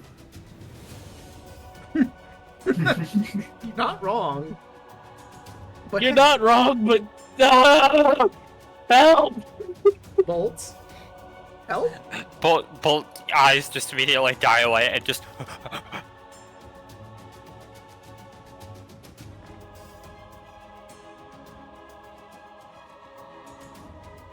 And yep, sure enough, 3 undead knights pulling out their blades. He'll just like dive roll like immediately like into the open doorway, and because I leveled up and put more points in Artificer, I have new spells. Ooh.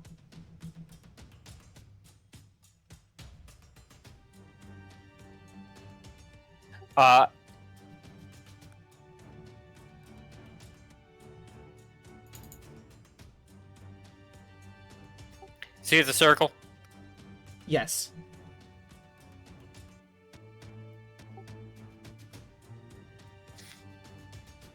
I have a 10-foot circle that hits all 3 of them. Mm-hmm. And, Kardak would enjoy this, Bolt will pull out his, Tinker's tools and basically just quickly craft, like a triangle that, like, you play in band. Yeah. He's going to, just craft a triangle, and then he's just gonna whack it, and... I'm shattering. Okay.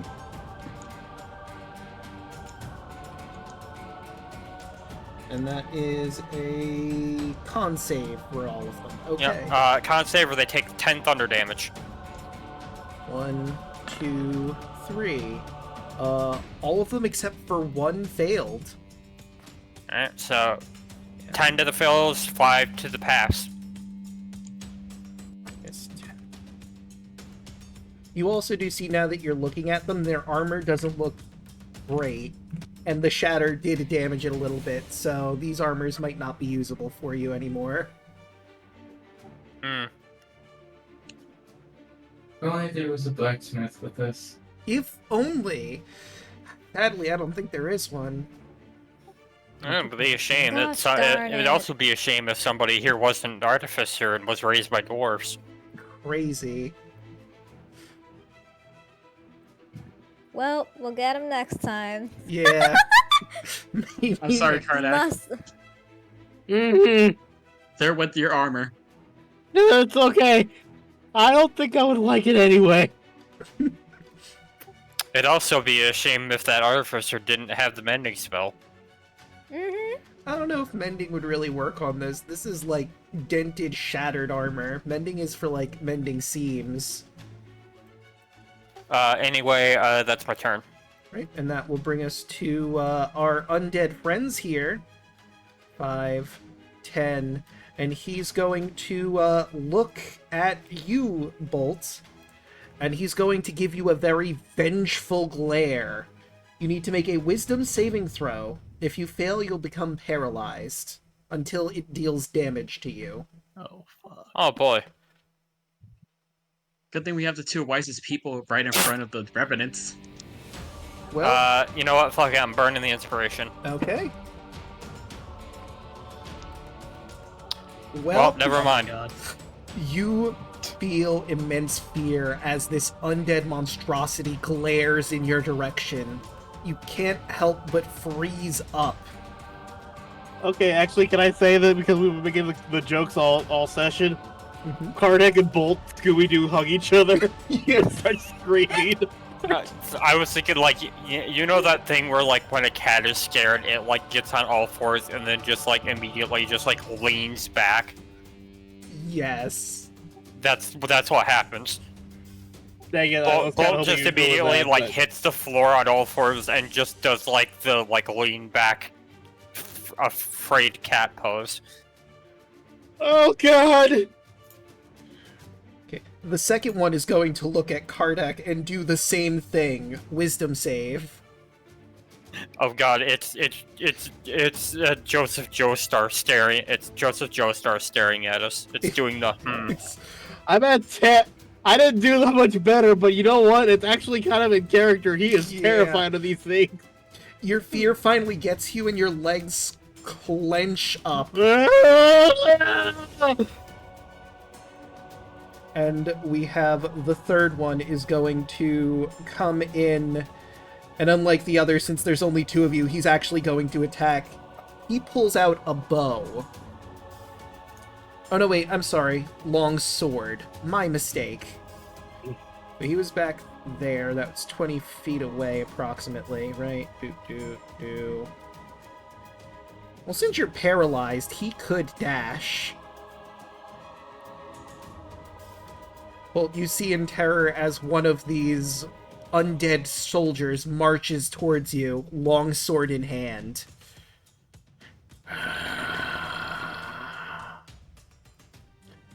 Raoul? Hearing all this screaming, I'm gonna have to... Okay, where's my measure tool? I had to dash over there. Mm-hmm. Okay. 30.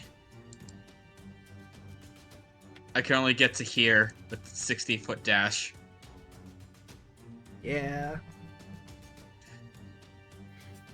Well, shit. Just bounding on basically all fours with like, and stopping pulling out the spear. Alright. And that will bring us to Kai. Yeah, I'm following along.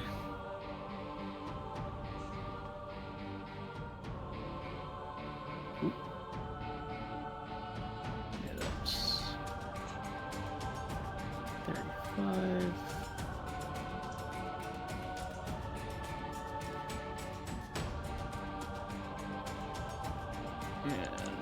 Whoa. A little bit overzealous here. But I can only move up there.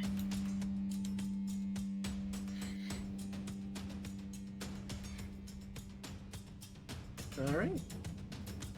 And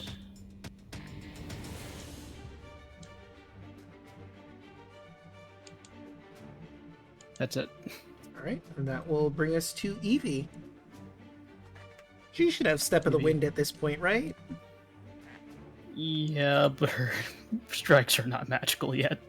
Well. I posted in general what Bolt's pose is right now. So yeah, she's just gonna dash and just. I love that. I'll just have her be right here. Yeah, I'm gonna give that to chat too, so they can see.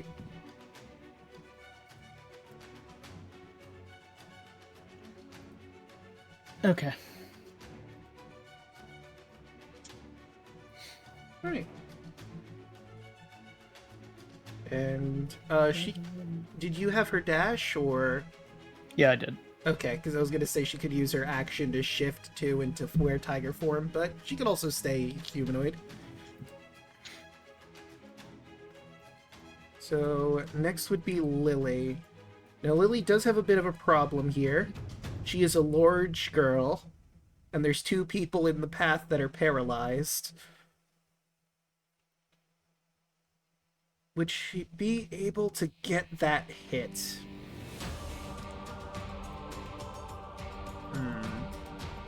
See, it's 20 feet to get there. I don't think she'd be able to get past you.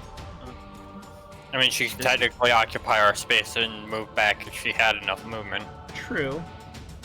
So that was 20 feet. This would be 30. She's going to make a swipe at the Revenant.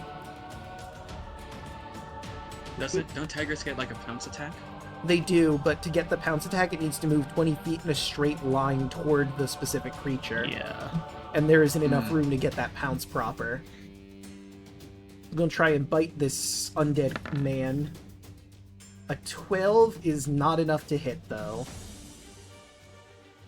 And her next move is going to be to move out the way.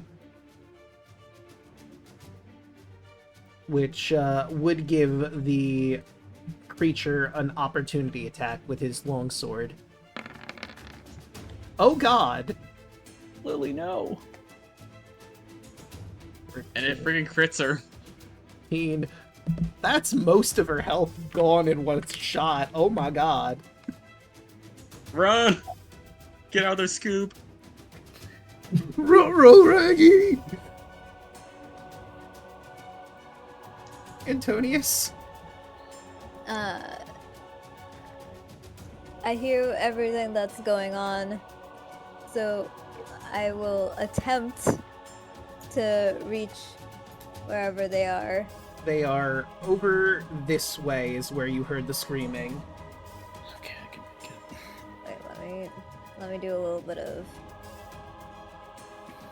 So this is 30, and then Well, you could also go through this door over here. 2.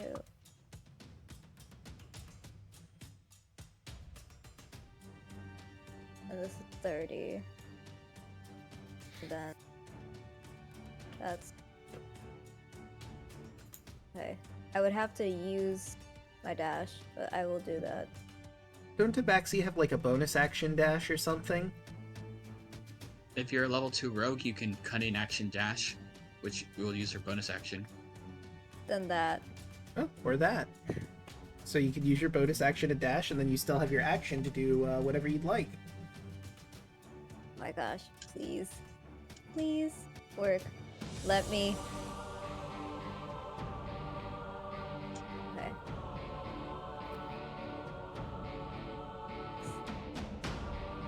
Let me do the click proper. Okay. That is all of my movement. So it's all the way over there, right? Okay. Can I mock these guys? I don't see why not.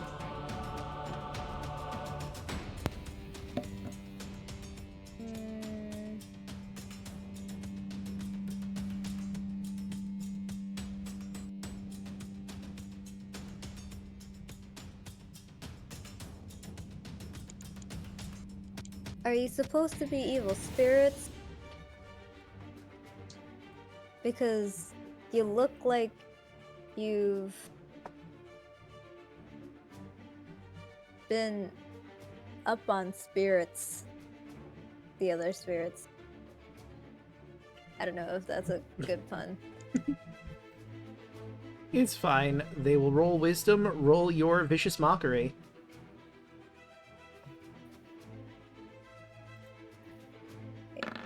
Alright, and they gotta be 14. He rolled a 12.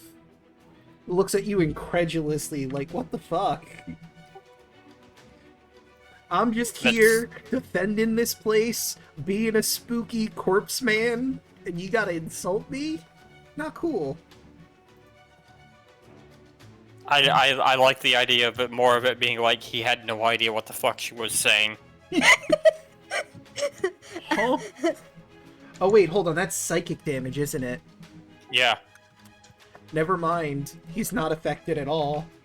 Oh shit. Oh no! Just immune.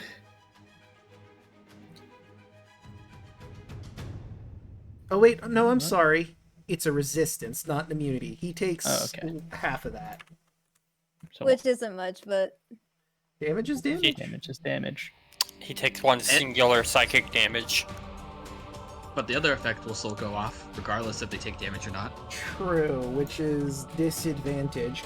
But he does have advantage on bulk because paralyzed, so it's just a flat roll, but that's better than advantage. yep. I'd like to not be crit by a spooky undead man. The guy is so bad that just bad at being spirits. Like, he clearly has drinking something. Clearly got a little bit too much of the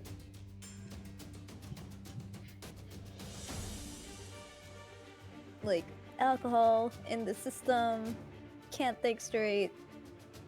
Or at least straighter than me.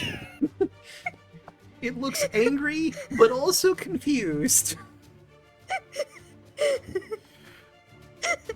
Antonio's drunk right now. Oh, Zia, that brings us to you. Zio will look over his shoulder to Raoul and ask him, what did the dragon fire thing say again? Let me find the words really quick, just to respond really quick. My knights have fallen into darkness. Save them if you can. Show them the lights they have lost. So yeah, basically got a word for word, but you know, whatever.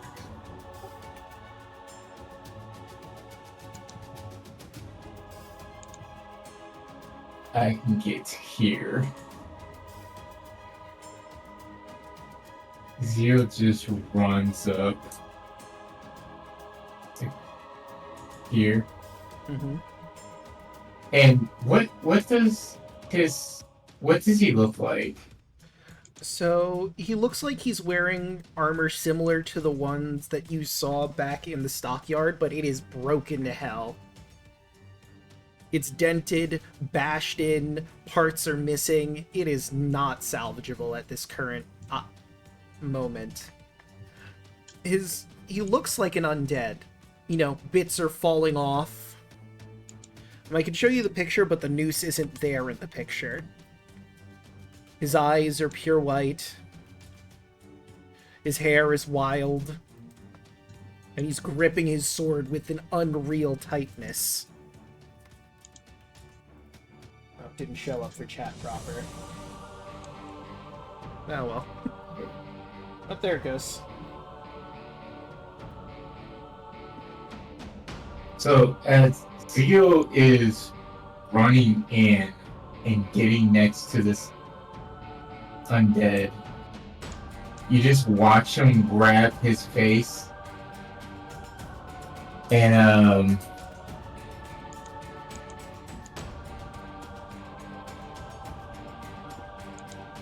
he's going to use resurrection. Interesting idea. I'm not sure if that would work given the situation, but you're free to try it. He's going to try it.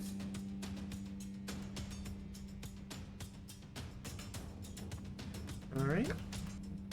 You try to bring this currently mobile undead back to life, and you feel the magic lash back at you. It doesn't do damage, but your hands feel significantly hot from the attempt.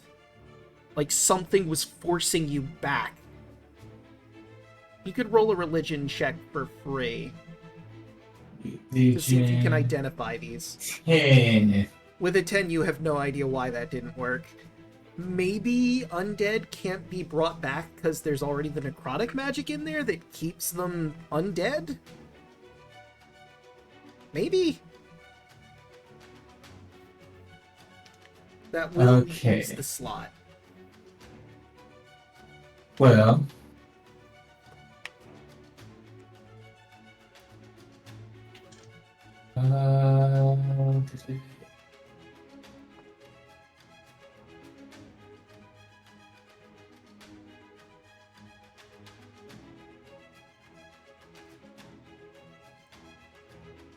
I will then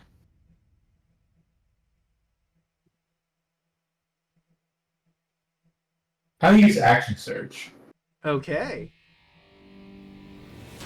and I will grapple this undead. Interesting. Okay. Athletics versus its strength, because it is not trained in athletics.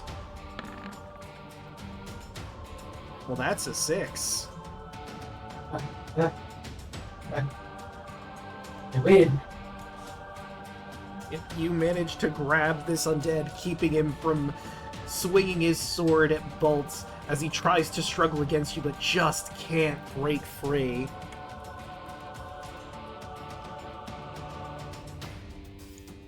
You hurt them.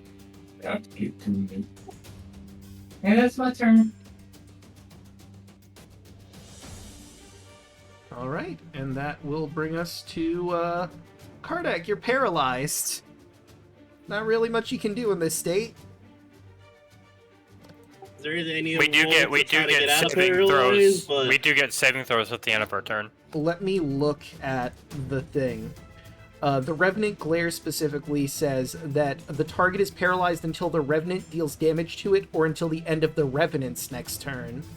The frightened target can repeat the saving throw at the end of each of its But that's turns when with you're disadvantage. You're paralyzed right now. It has to hit you to trigger the frightened set of this. When paralysis ends, the target is frightened. So you get the saving throw against frightened after you are no longer paralyzed. And with the wording of it, the undead that hit you, or that froze you with paralyzed, has to be the one that damages you to get to the second phase. If, say, this one that Zio grappled were to hit you, that would not end the paralysis.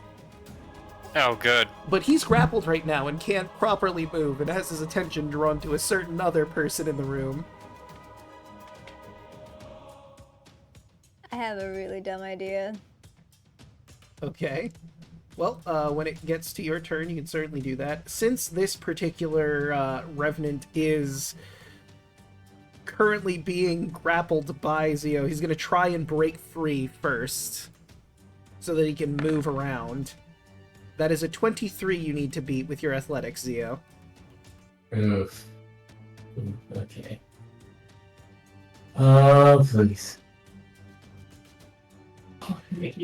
Two. He breaks free and then moves over to this side of you so that his fellows can get into the fray for the others.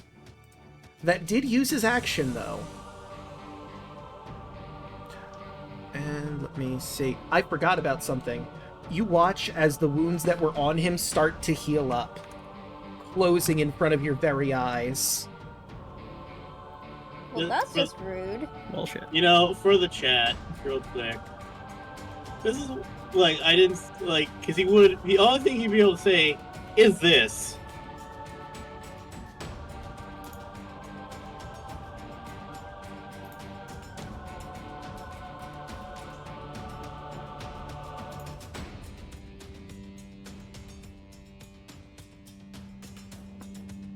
I didn't quite hear if you said anything, Faluna. Sent it on the chat of Destiny. Ah, Oh. that's why I didn't see it. That chat log. Then I will send this to chat so that they can see That's what- all Kardak's doing, by the way. I was like, you had to skip my turn, but I was gonna say like he is only making that sound. Understandable. So we'll... Oh, sorry. Go ahead. I'm like, immediately the thing I was like, okay, I gotta find pork chop sandwiches. I gotta do this. Damn it, I can't clip it. Okay, I've been trying to find a way to clip. And the Revenant that paralyzed Bolt comes in and swings its longsword. A 14. Wait, it has advantage. 'cause It's advantage. paralyzed. That's a 20 that hits. That's an auto crit. All right, so you take 17. Reaction. Okay. Where is it? I know I have it. And I'm just gonna roll the additional damage from the crit. So that would be 29 damage. Protection. See, attacks a target other than you within 5 feet. You can use your action to impose disadvantage. Okay, so that would be a 14. Which will miss. Okay. Attack number 2. You just spared me half my health and damage. Well, that's gonna hit you, the second attack, for 12 plus 14 for 26 damage. Alright. On the plus side, you're no longer paralyzed. You're just terrified. Oh boy. Is one of these enemies Vicious Mockery, or is that the other one? That was... I think it was this one. Because that was the one that was right ahead. Yeah, that's the one with this mockery. Then disadvantage against the advantage, so the first hit would have just been the 14. Well, no, because that was... This one is the one that hit. Ah, And Which side? it's the one Well, from back. actually, no, wait, because it would have been it. Well, it would have been the. No, wait, no, you're right. This is the one that Because- broke a grapple instead of attacking, so Yeah, the disadvantage never didn't mind. really apply. Alright, so now our next Revenant is going to move around Zio to its paralyzed target. And he's going to swing. 15. I think that hits you, right? Daluna?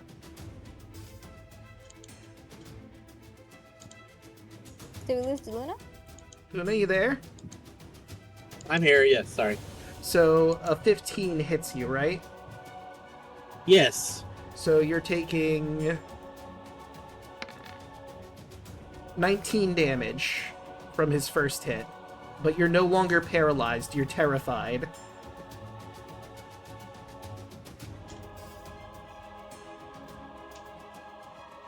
Let me just swap these over. Ah! Okay. And here comes attack number 2. That is a 6. The second attack doesn't hit you. After you've broken free from your paralyzed state, you just duck. I would say either a duck or he uses his bow as a basically as a shield and block and parries it. And that is all 3 of our revenants, bringing us to Raoul. Alright. I can move. 15. 30. You know, also, Kai, it's a moot point, but yes, you sense undead in that room down there. Oh, thanks. Well, I mean, it's gone anyway. It's been gone. Really? Where? Could be anywhere. But you know, it's over in this general region. Hey guys, who are your 3 friends? They seem chill. No. Let's see, what do I got? You know, I have a couple of these on my back. I'm just gonna throw 2 regular spears at this one. Sure. But first, bonus action to hybrid transformation. Okay.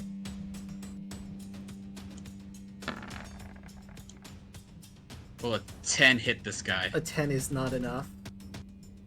Darn. 16. 16 is enough, though. 7 damage. -7. And I'm all out of thrown weapons. Alright. And is that it for your turn? Yep. Alright, Kai. Yeah, that looked like it hurts, so I'm just gonna Shield of Faith as a bonus action. Alright. And I will move to here.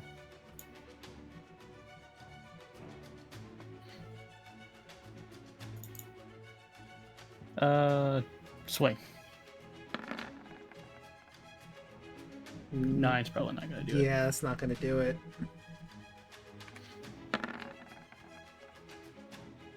$19 though. That certainly will. I'll put a smite down. Whoops. 6 + 2, so that'd be 16 total. All right. That ends my turn. Alright. And just so I remember, I'm going to put like a little dot on him that you hit him with the unicorn horn, because that might be important. Evie! Right. It's probably gonna spend the action to actually turn into a were-tiger. Fair. Multi-sided, choose side, were-tiger. Cool. And she will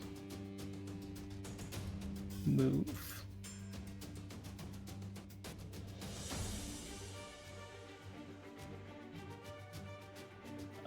Wait. Yeah, no, she wouldn't be able to make it. So she's just right behind Kai. All right. And I'm not gonna use my key point yet. All right, and that will bring us to Lily, who, after taking almost all of her health and damage, is going to disengage and walk away.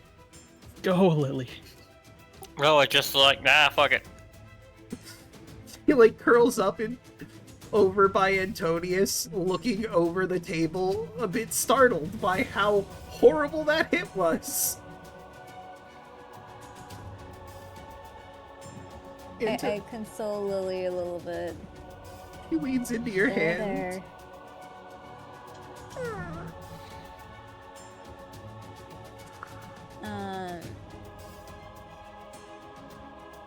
And enraged with the damage done to Lily, not like, again, Antonius does not have as much as health, does almost as much health as Lily, but besides the point. Antonius is getting over here. Interesting strategy. And... Huh? I was saying, interesting strategy. Let's see how it plays out for you. What you do? You make me worry. What? Why? You enjoy making me nervous? Maybe a little bit, but that's the DM's right. Yeah, fair. Again, he has a point. It's okay, everyone. You're in my aura protection. Hell yeah. Well, psychic doesn't do anything. Well, it does Like, something, it's quarter just staff. they're resistant. Just don't have my aura courage. That would be useful right now. I'll two-hand quarterstaff. Right? A 12 is just barely not enough to hit. Barely. Yep. They're wearing broken armor. It's not great. Fair point. You have the sword. Alright, you have that silvered sword, but too late now.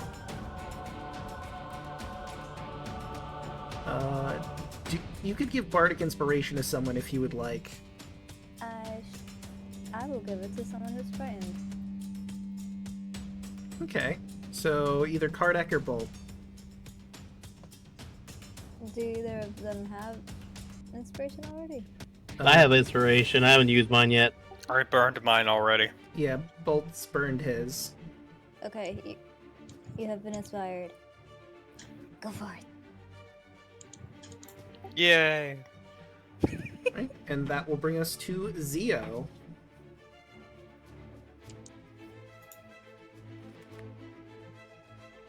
You all will see Zio just start pounding both his fists together and stomping his foot as he's starting to get pissed off.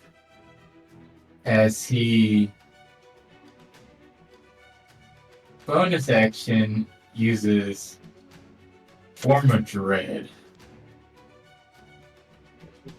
Bonus action transform for a minute.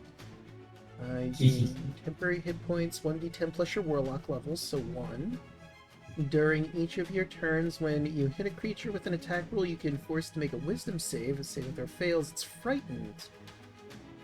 You're immune to frightened. You can transform another. Interesting. Roll that d10 too. Yep. So 4. Yep.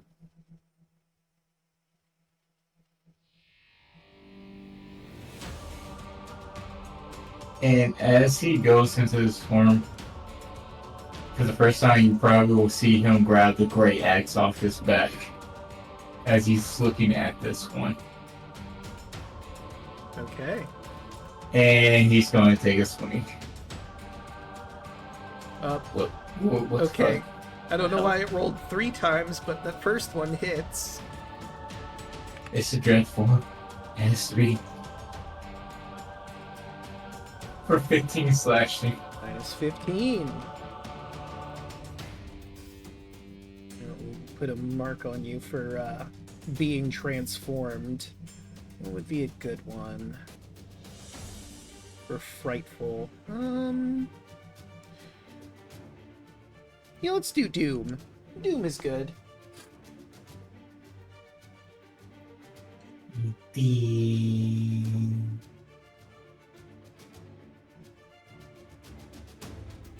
And is that it?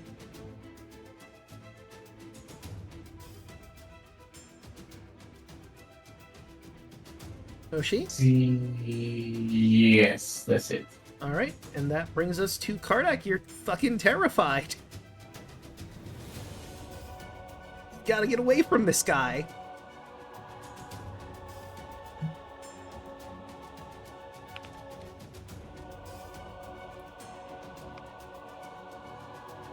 Karnak.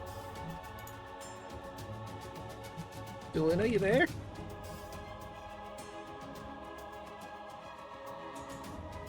Did we lose it? Oh no. Daluna. I see you doesn't. He lit up. All right. Yeah, there he is. You back? The one right in front of him. I guess he's gonna take out his great axe and try to two-handed swing. All he can do right now. Alright, you have disadvantage because the Sorcerer Fear is within range, so that is a natural one. Unless you'd like to use Inspiration. I am going to do that because I don't want to have a nat one. Fair.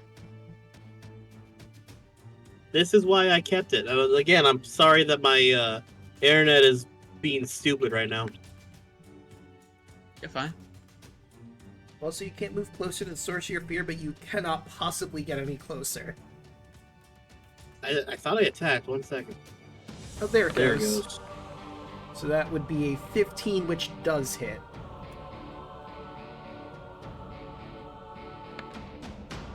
That's 5.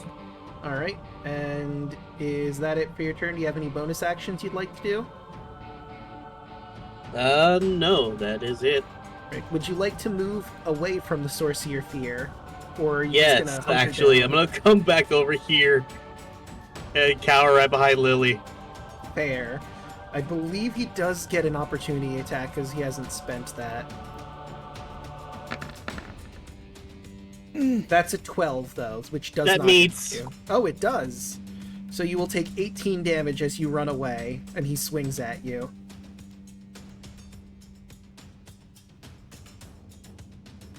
Down to half health. Or less than half health. Oh shit.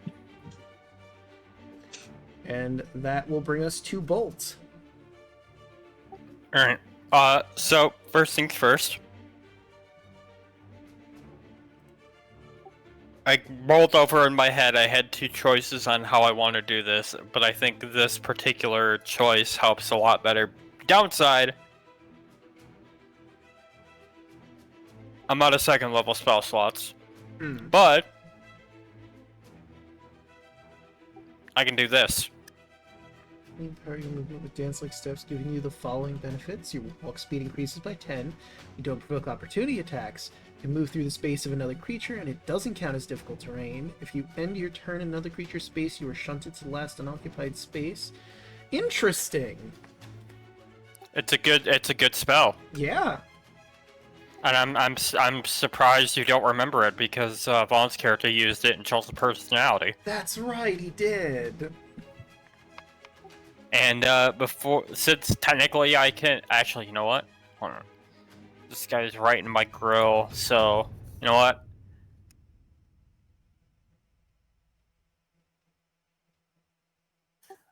Can I still see him from this point of view?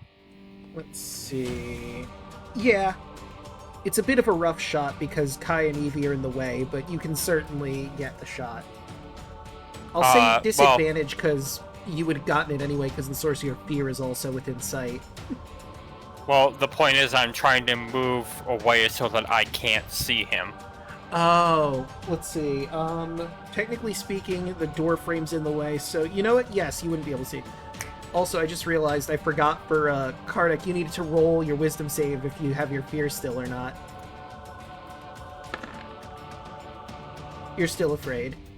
I'm still afraid. Uh, So again, that's right. That's in character. He would be afraid. Yeah. Actually, hold on. If I got right here, would I be out of this guy? Would I not be able to see him? Let's see here. I'll go through your vision. Yeah, I'll say you can't see him. Unless Good. you look into the, like, window, but I get the feeling you're not going to be looking in that window. No. I'm gonna be looking at this guy right here. Undead meat gun. Krakow. 24. That hits. Takes 6 magical piercing. And because I now have extra attack, I'm gonna do it again. Alright. I'm gonna roll that bardic inspiration. What is it? A D6? I believe so, yes. Hold on, Yeah. let's look at Bardic Inspiration. You gotta be level 5 Yes, bard for it to D6. increase Sorry, it. I'm muted.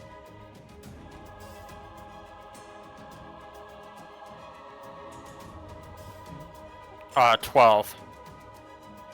12 just barely misses. Alright. Well, let's see, because I was right there. 5, 10, 15, 20. I still have 25 feet of movement left. Fair enough. So. Fuck it, I'm getting right here. Fair. Fuck this shit. I'm a better ranged fighter anyways. Fuck this shit, I'm out. Roll your wisdom save to see if you break free from fear. I don't know if it's with disadvantage or not. I don't believe so. I think it's just a normal roll. So 18. Okay, it would have been with disadvantage if you could see the Revenant, which you cannot at this point, so you are free of your fear. Alright, well, that's it for me. Right, and that brings us to the Revenants. We'll start with the one that was hit by Kai. It does not regain its health. The others, however, begin to heal. Not good. And the one who got hit is gonna turn to Kai, and it's gonna do what the others did and give you a vengeful glare. I need a wisdom save of 15. Yes, sir. You're fine. He glares at you, growling as he grips his sword tighter. But you just don't let that get to you. All right, buddy. Sun's getting real low. On the other side, we have 2 Revenants that are surrounding Zeo that are going to take advantage of this situation by flanking. So they both get a +2. Longsword attack number 1 on Zeo. Yeah, 7's Miss. not going to hit. And neither will Miss. 13. Oh wait, technically it's a 15. That is a natural 1. Hurt yourself. Let's see, that is a 17 on our fumble chart, which means a severe hit to a friend. So that is 16 damage to the guy over here. And let me see. Roll damage, apply effect to a random party member within range. Friend gets 1 level of exhaustion. So he also has exhaustion from that severe hit.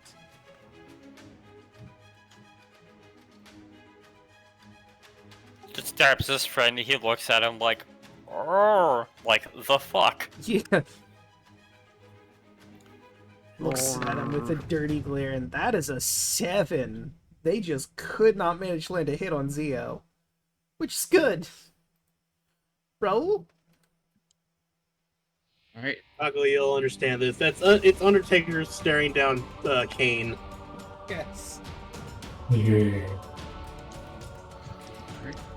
Gotta activate my Crimson Right for for some extra fire damage as I pull out the. You know, I'm gonna pull out the hammer. Zero is in Undertaker mode. 22. Rest 20, in peace, 25, motherfucker. 30. I'm gonna run through this guy so it takes 3 necrotic damage, potentially. Right. -3. I don't think they have any resistances to... Oh, wait, they do. Be weird if they didn't. So that would be... 2 damage that he takes instead.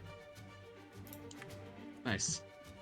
Actually, before I end my movement there, I'm gonna occupy his space and take my attacks on him first. There. I don't know if these things are able to be blinded or not, so here comes the hammer. Let me check. It would be a crit if I have advantage on him. Let me see. Conditions. It is not immune to blindness. So I crit him with the hammer, dealing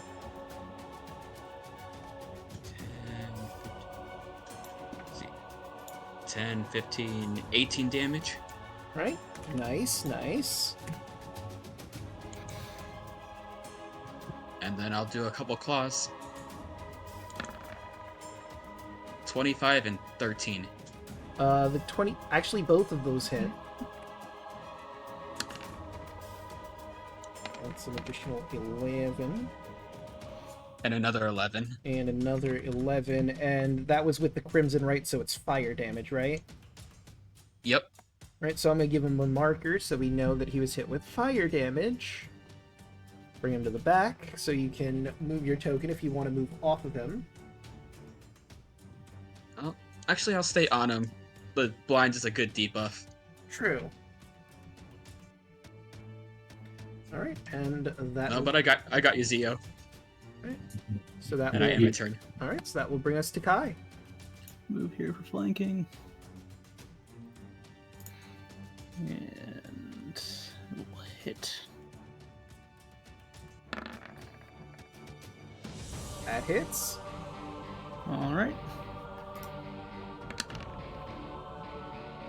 So that'd be 17. He has been hit with Radiant. Yeah, one more.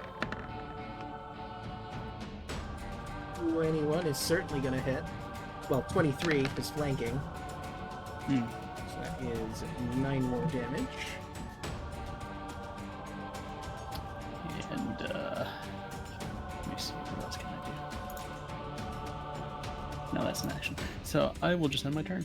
Alright, and that will bring us to Evie. Evie is gonna move on to the other side. And that's flanking with Antonius. Yep. And do the tiger claws. 16 will hit.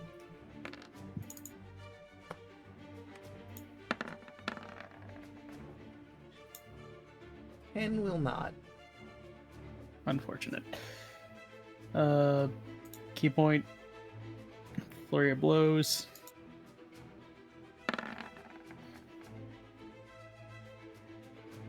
Yeah, that'll 15. certainly. 9. And that will as 15. well. Cool. It's looking And then- real rough, that guy. Between the two of you, the power couple beating this man's face in. I will end my turn. Lily's good where Good she for you. is, it turns out. You guys got this. She believes in you. Oh, Somebody does. I sure as shit don't right now. I like to imagine that Kardak and Lily are in the Scooby. He said that in character, by the way. I like to imagine Kardak and Lily are in the Scooby-Doo pose. You're just carrying Lily, even though it seems impossible. That was the other way around. Even if he didn't cast terror or the terrifying gleam or whatever it was, Kardak is fucking this like he's like, no, I don't like any of this.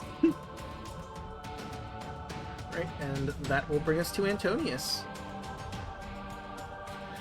That'll hit. For 4. Right. Any bonus actions? Any inspirations to hand out, or you good? I'll hold it for now. Alright, and that will once again bring us to Zio.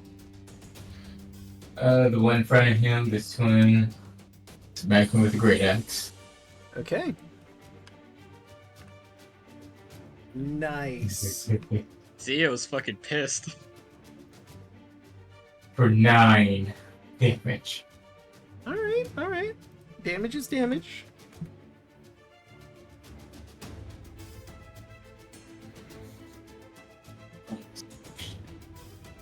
Anything else?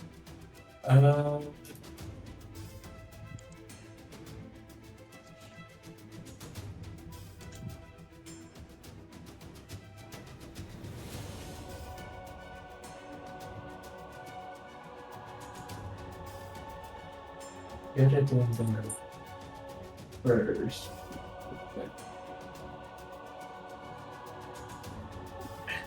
I have a stupid idea for my turn coming up. I'm looking forward to hearing what that is. Oh, I don't know if you want to make the attempt, but also remember, because you're Forma Dread, you can force a creature to make the Wisdom saving throw for Frightened. Oh, yeah, that's right. I do want to do that. Alright, so it will make that Wisdom save. That is a 21, he's fine. Oh, I can do this. Okay. Bonus action. I'm casting Sanctuary on Antonius. The theme from Kingdom Hearts 2 begins to play. So, which creature are you warding? Antonius. Okay, so until the spell ends, any creature who targets the warded creature will need to make a Wisdom saving throw. On a failed save, that creature needs to choose a new target or lose the attack. The spell doesn't protect the warded creature from AoEs, and if you make an attack or cast a spell that affects an enemy or deals damage, the Sanctuary will end. So keep that in mind, yelling for when your turn rolls around, if you want to keep it.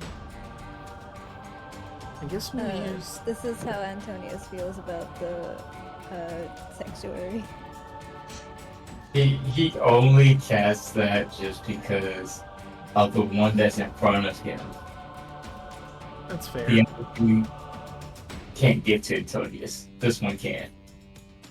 Well, if you're talking about this one down here, there's a wall kind of between the two of them. Is there a crash to the wall? Beautiful Goulet Bay? Oh yeah. No, you went through the door, but let me check the lighting, because there should be a... Oh wait, that's a window. There's a window between the two of them. Yeah. Try to just break the window if it wants to attack. I mean, it could. Yeah, that was a smart idea. Yeah. Yeah. But it's a very pretty stained glass window, so maybe it won't want to destroy the beautiful piece of art. Possible. I mean, the chances of that are low, but I mean, it is a possible chance. Very possible, yep. Kardec? Yeah. Sorry, anything else? Yeah, that's my turn. Okay, so Kardec. Alright, so Karnak, still somewhat mortified at everything going on right now, just pulls out his bow and it shoots at this guy right here. Right, and that's the one that Keep feared you, so disadvantage. Yep, he's like, I don't like this, but I don't want to not be unhelpful. I'll take that 10. I'll just miss. Yeah, your shot goes a little wide and actually crashes through the window over here, destroying that one. Should I? Okay, roll wisdom, I guess. Yes, with All right, let's see. disadvantage because you still see the target of your fear, and that's specific to this particular fear. That's a 12. That's not gonna be enough, Chief. Again, it makes sense in character. Yeah. Is that it for your turn? That's my turn. I'm not moving. All right, bolts. So, Draco, Mm-hmm. how heavy would you say the chairs are in that room? Let me think here. They are Oh, I know made what of you're doing. wood. Oh yeah. This is number 12. Let me take a good look at these again. The dining hall. There are 5 sets of wooden chairs, but they are custom made. How much would a wooden chair be? Like 20 pounds? Is that too much? Hold on. Less than that, probably. I'll Google this. Depending on how big they are. I will make this easier. Do they weigh more than 5 pounds? How much does a wooden chair weigh? Let's just quickly Google a pure estimate here. Well, this one isn't nearly as fancy, so I'll add some text. Actually, believe it or not, a classic solid wood side chair is 22 pounds. Alright.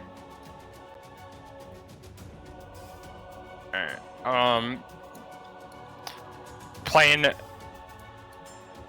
Okay, yeah, that's fine. Plan B, I look in the room. Is there anything relatively small but hefty? Let's take a look at the description again. Maybe some rubble. The chandelier is obviously too big. There are pieces of chair that you could probably lift up from the busted chairs over here. I'm also looking in the room where I'm standing in as well. Oh yeah, Like there's if there's like a rusty- piece of ceramic or some sort of like an empty pot or something a little hefty. Let's see. I mean, this is filled with rusted utensils, smashed pots, and the like. Any of those you could probably lift. They can't be much bit more than 5, if at all. Excellent. So let's just say, for the sake of things, he'll grab like a rusty like a butter knife. All right. And who would nobody will see this coming because I'm going to see this guy because he's right. Actually, hold on just a second.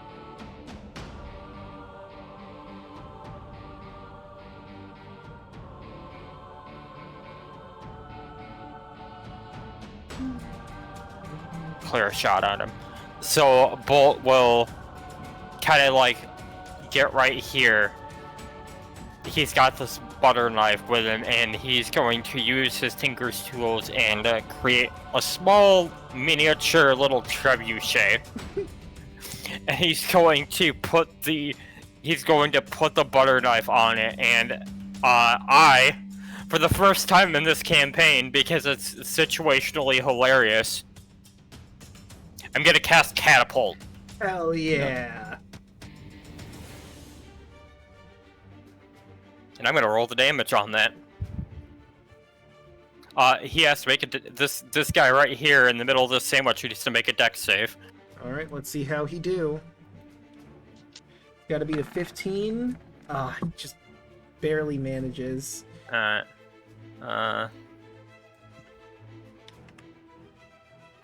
So that would be. Okay, yeah, he manages to duck out of the way of the butter knife.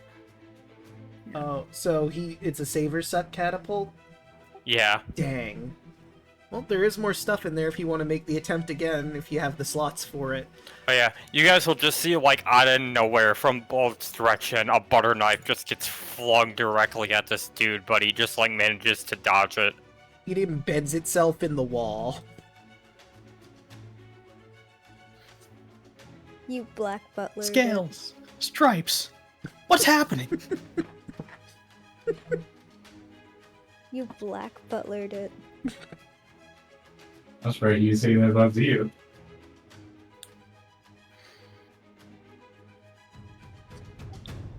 Alright.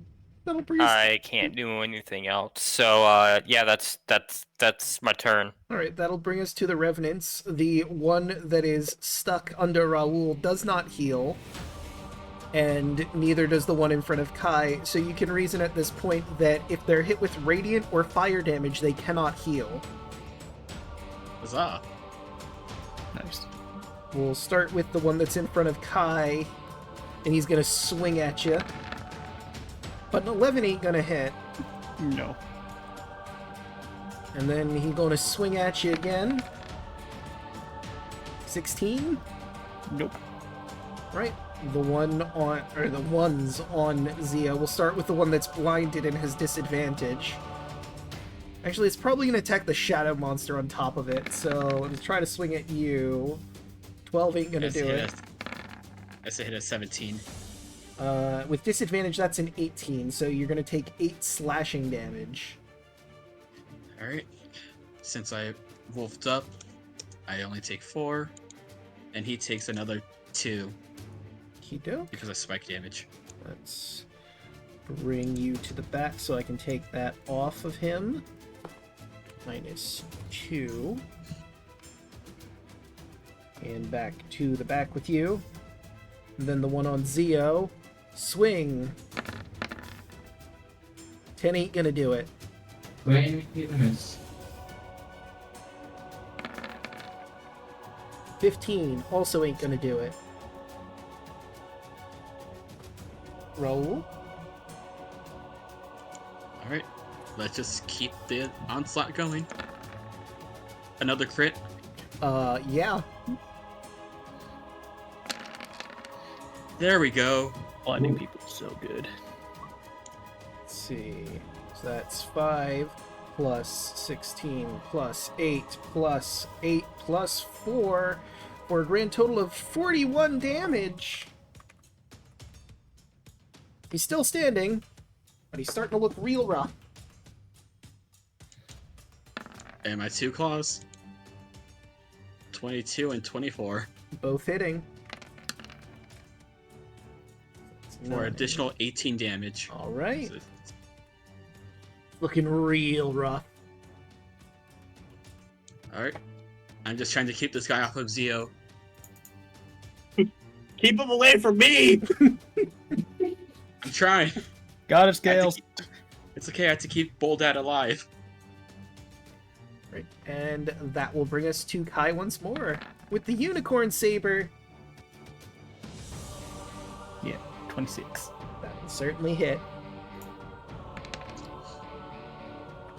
16. Looks like he's on his last legs. Alright. And that hits. For 9. And how do you want to do this? He's just gonna look at him. He's like, "You're really starting to get on my nerves. My friend over there's really afraid of you, so I'm just gonna..." He just stabs him right in the chest as it explodes into radiant light. You stab, and as the radiant light bursts and he starts to fade into ash, as it looks like his soul itself, given form, tries to reach out to you in anger, but it manages to fade away. You're welcome, asshole.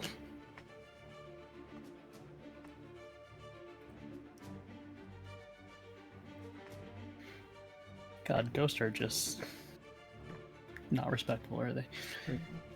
Not these ones, anyway. The kids were kind of nice. And I will move about here. All right. Move right there. And And that'll end my turn. all right, and that'll bring us to Evie.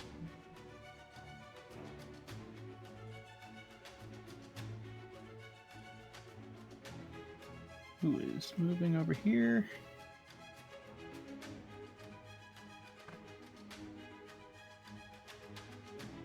There we go. And claw. A 9 No, will probably not not. hit. Didn't think so. Neither will a natural 1. Yee. Right, I rolled. Oh, that's not good at all. I rolled a 19 on the fumble chart. That's a devastating hit to a friend. Oh no. So it's between Did you and Zio, because both of you are close. I'm gonna flip a coin for it. Heads will be Zio, tails will be Kai. 1 is heads, 2 is tails. D2.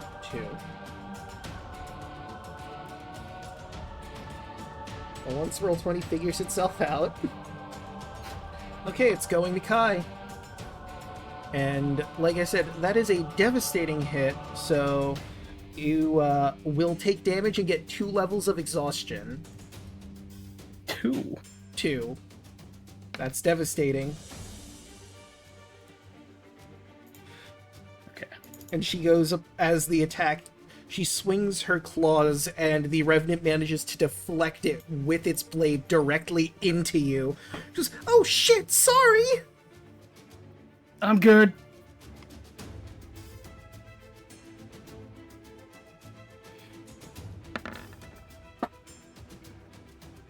Alright, I keep Shield of Faith. Okay.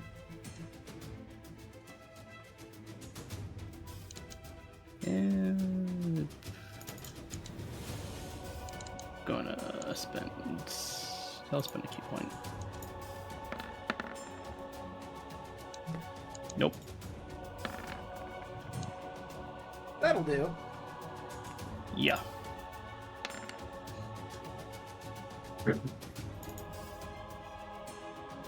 Alright, done. Alright. -7. And Lily's good where she's at. Antonius.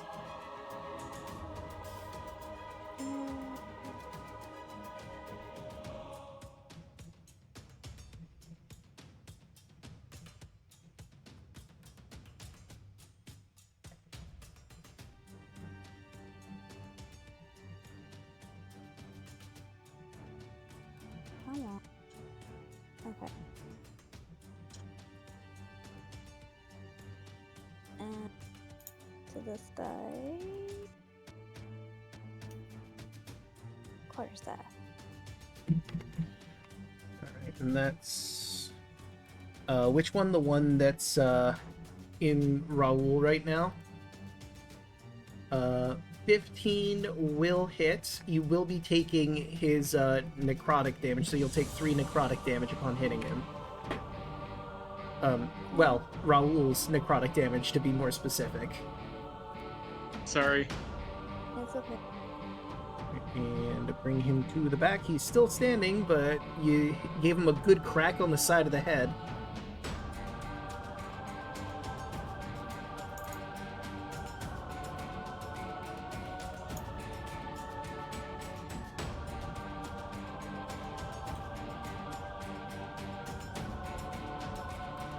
Any bonus actions you want to dole out? Anyone want an inspiration?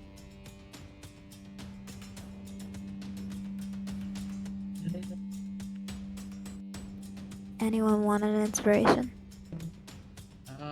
Buff game, I get. Carter could use one. Yeah, give it to the Inspire scared guy. Kardak.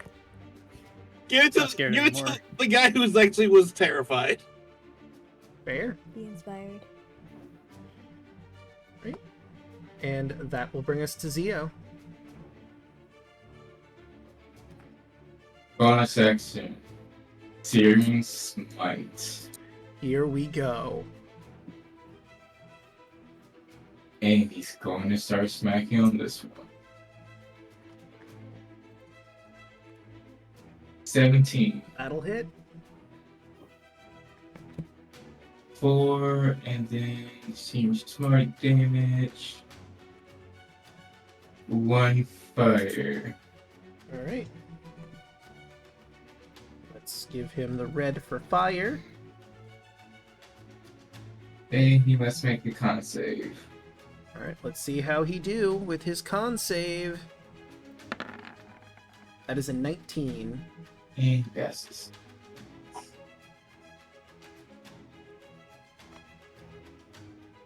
Alright. And is that it for your turn? Yes. Alright, so that brings us to Kardak, although I will say the source of your fear is now dead, so you are no longer afeared.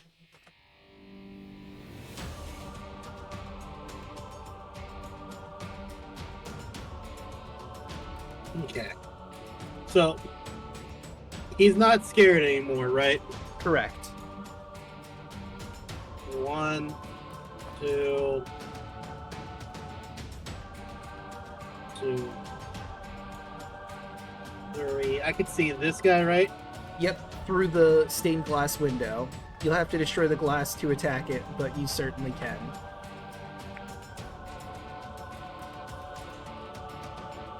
I mean,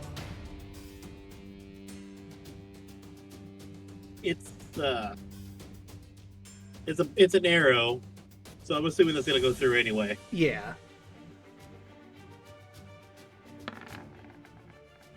And that's an 18, That's certainly gonna hit. 8 piercing. Alright.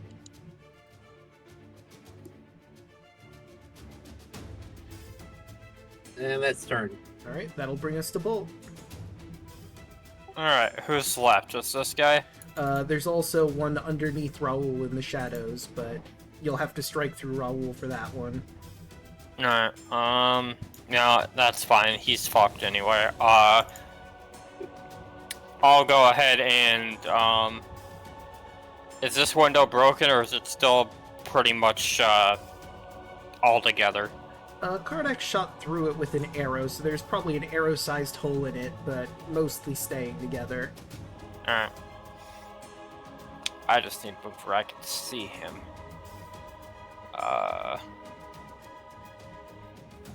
Okay.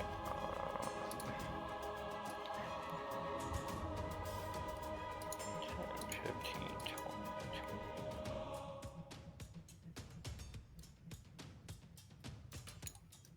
I can see him from there, right?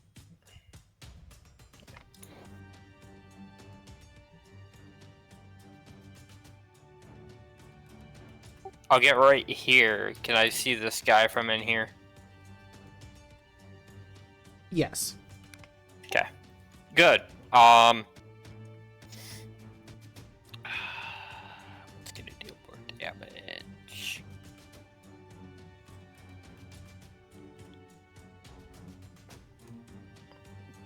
Be about the same as a crit. Okay, yeah. You know what?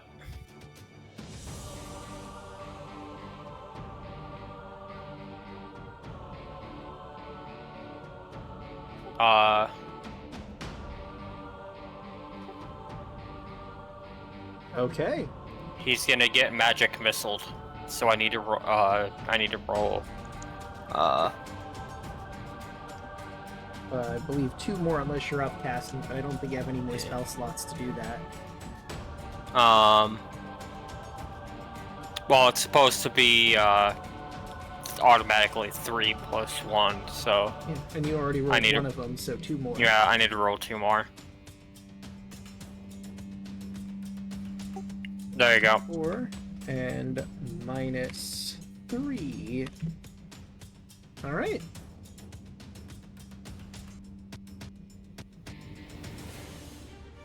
And any bonus actions to declare? Nope. Right, that brings us to the Revenants, neither of which can regen. So we'll start with the one that Raoul has on him. Yeah, that's not gonna hit. 15? Nope. Alright, well, And so take much. away the 2 damage. Okie doke. Just gotta bring him back to the front so I can alter his stuff. -2. And then, you know what? He's already attacked, so if he moves out of Theo's radius, he's taking an opportunity attack. So he's gonna move over this way, but Bolt could get an opportunity attack on him.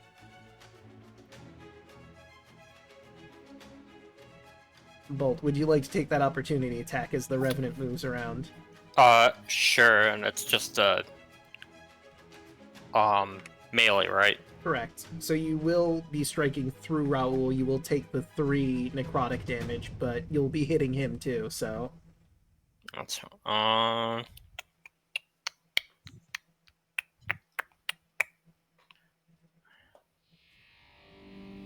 pretty sure I can finish it off on my turn, but if you want to try taking it, yeah, I sure. might want to take damage. I'll just claw him. Okay. 23. That's gonna hit. 5 slashing damage. Alright. And then I take the 3 necrotic. Yeah. And he looks like he's on his very last legs. He's probably not gonna last much longer. Right, and then Revenant number 2, after failing to hit Zio multiple times, is gonna turn around towards Kai and give it the old college try on him. 18 to hit Kai. Nope. Right, and 15, so neither of those hit. It looks very angry and exasperated at the same time. There ain't nobody in this house. And that would bring us to Raoul. Alright. Enter its space, so it takes 2 damage again. It lets out a aggravated sigh. Ugh. One more hammer hit. Another crit Oh goddamn. for yes amount of damage. I don't need to say this, but how do you want to do this? I'm doing another fucking lion's claw attack. Just front flip into it. Front flip and slam him down a pace. Flip it to yourself. Accordioning him. And you see, like with Kai, the soul tries to reach out for you, and you'd think that this would count as a soul, but it doesn't seem to go to Yogg. It just sort of fades out. You can tell you did not get a soul for some reason from this, and I will allow you to roll a free religion check, because you might have heard of these, maybe?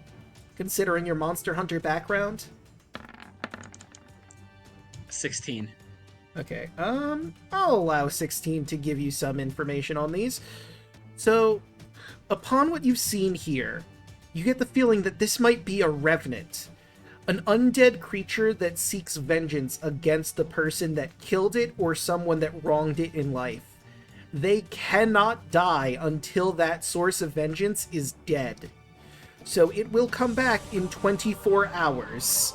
Its soul is still bound by hate, so Yogg can't take it solely because its anger is too strong to be taken.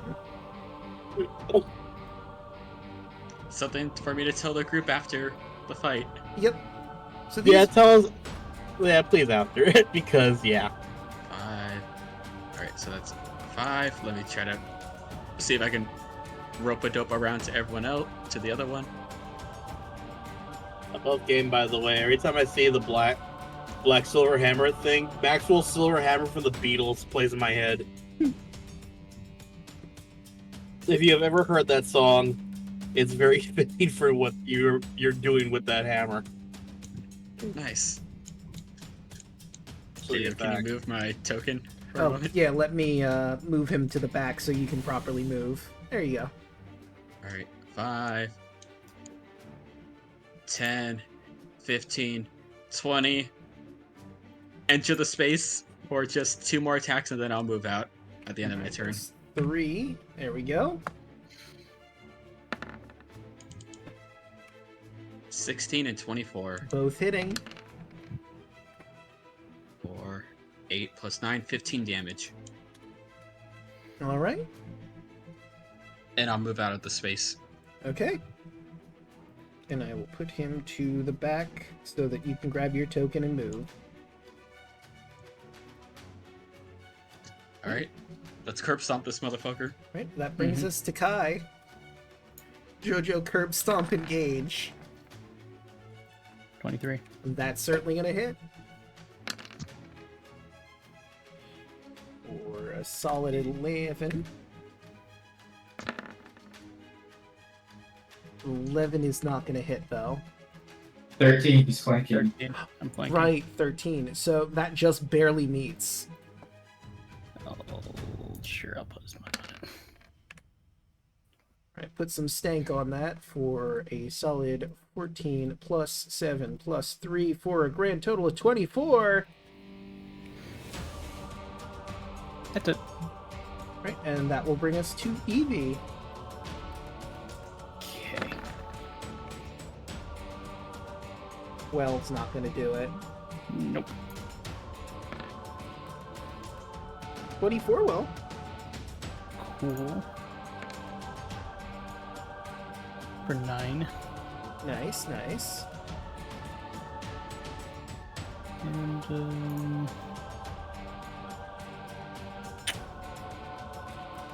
I'm gonna save the key points. Alright. They'll end her turn. So that brings us to Lily, who's good over here, rooting for you, in fact. Antonius?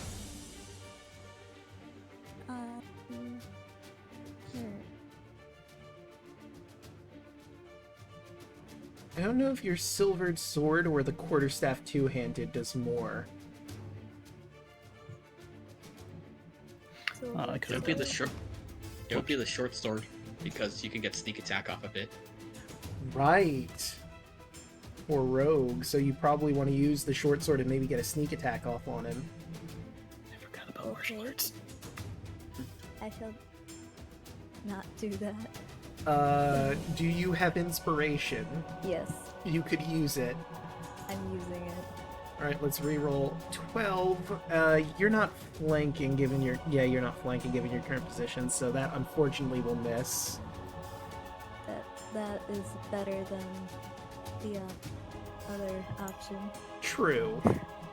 The one would have been real bad. That brings us to our Minotaur friend, Zio. Bring down the axe. 20. That hits. 7 plus the searing smite. It really Come on. loves giving you 1 for that. Damn. And he needs to make a con save, or it gets set on fire. That is a natural goddamn 20. I will set you on fire.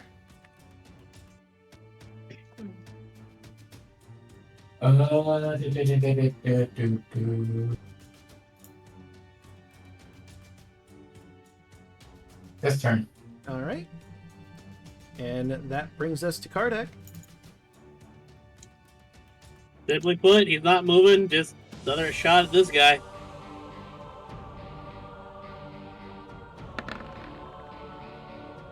That's an 18. Heck yeah, that hits. That's a 4. Hey, damage is damage. Any bonus actions or no? Nope, that's it for me. Alright, and that will once again bring us to Bolt. I want to mix it up a bit. You know what? Excuse me, Zio. He's just gonna kind of like make his way like just kind of right next to Zio, and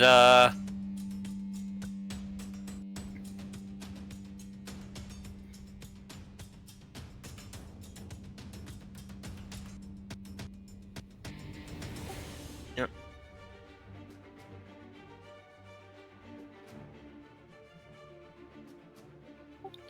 Yeah, he's going to he's going to pull out the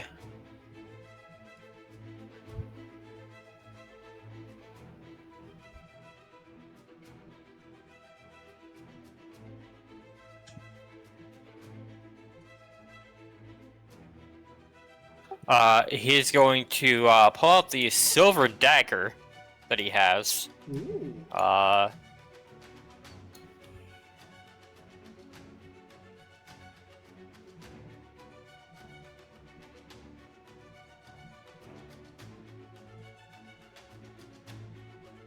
I'm gonna have to roll this manually because I don't have it in I don't have it in the She in my attacks. weird. So he's gonna just try to stab this thing with a dagger, but also he's gonna booming blade it. Okay. So it's a, let's see. Wait, booming blade is an action. It says. Yeah, Brandish a but weapon I with cast yourself. it as part of the Right. attack action with a weapon. I see that now in the very beginning of it. Never mind, you good.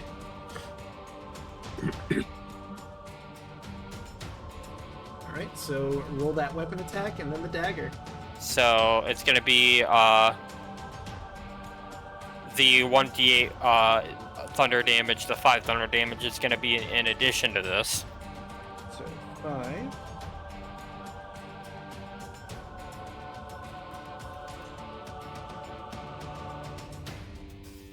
An 18. That certainly hits.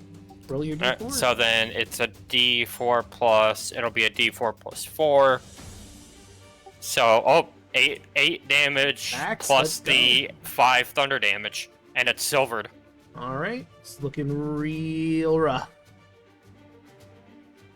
That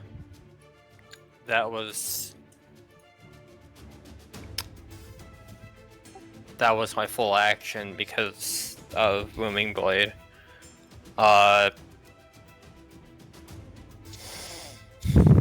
Can't really do much else at this point. I'm good. You're still eating me. Yeah, you have to move out of Zio's space. You're still yeah. there. You'll have to move me. You'll have to move me back up on the. I'll put him to the back so you can grab your token.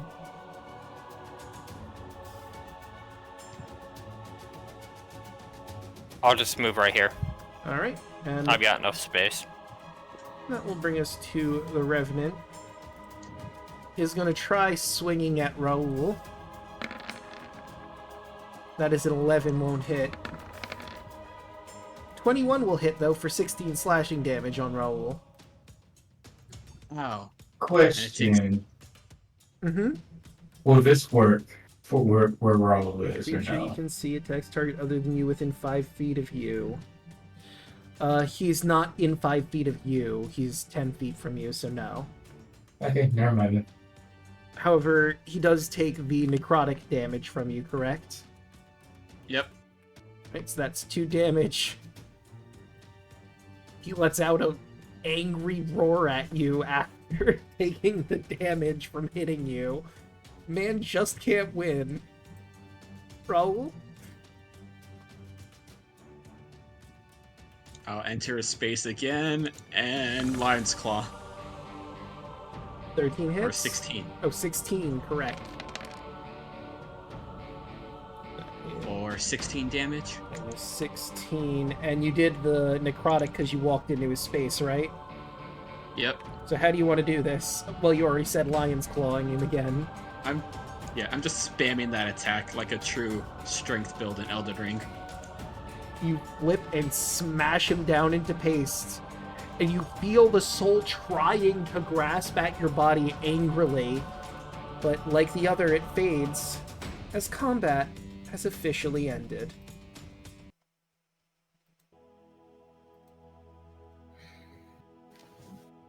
The speed half is gonna suck. Is everyone okay?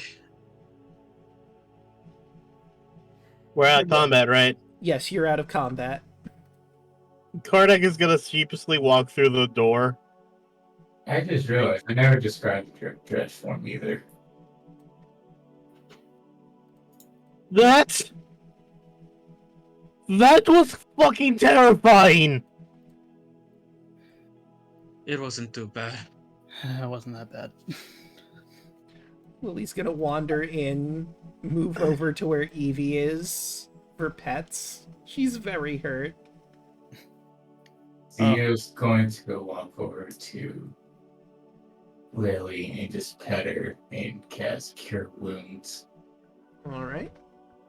I am going to take 10 minutes Yeah, to do Game. prayer of healing. Alright, so that's 6 creatures. Let's get the cure wounds first, so I can see how much Lily has, and then you can select who you're gonna be giving Prayer of Healing to. He gains 3. Okay, plus 3, and let's see, that's 6 creatures. Who you picking? There's a lot of people that are hurt. Let's I didn't get touched. Kardec, Antonius, Bolt, yourself, Raoul. Evie did take damage, but not much. Lily is significantly more hurt if you want to give it to her. Yeah, I'm definitely giving it to Lily. I'm fine because I still have 65 health. I'm under half. Oh, yeah, Zio's healthy as an ox. 52 minus 60. Okay, yeah. Okay, not yet. We'll just do that.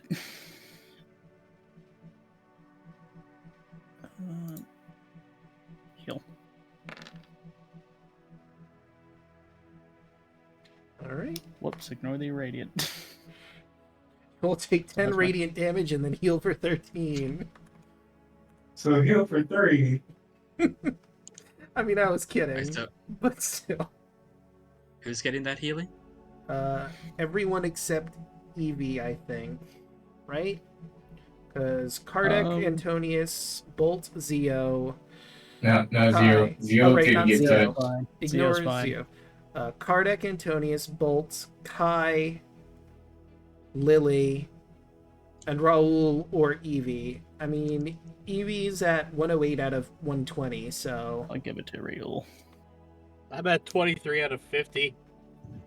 Well, you're getting 13 back. Okay. Here you go. Thank you.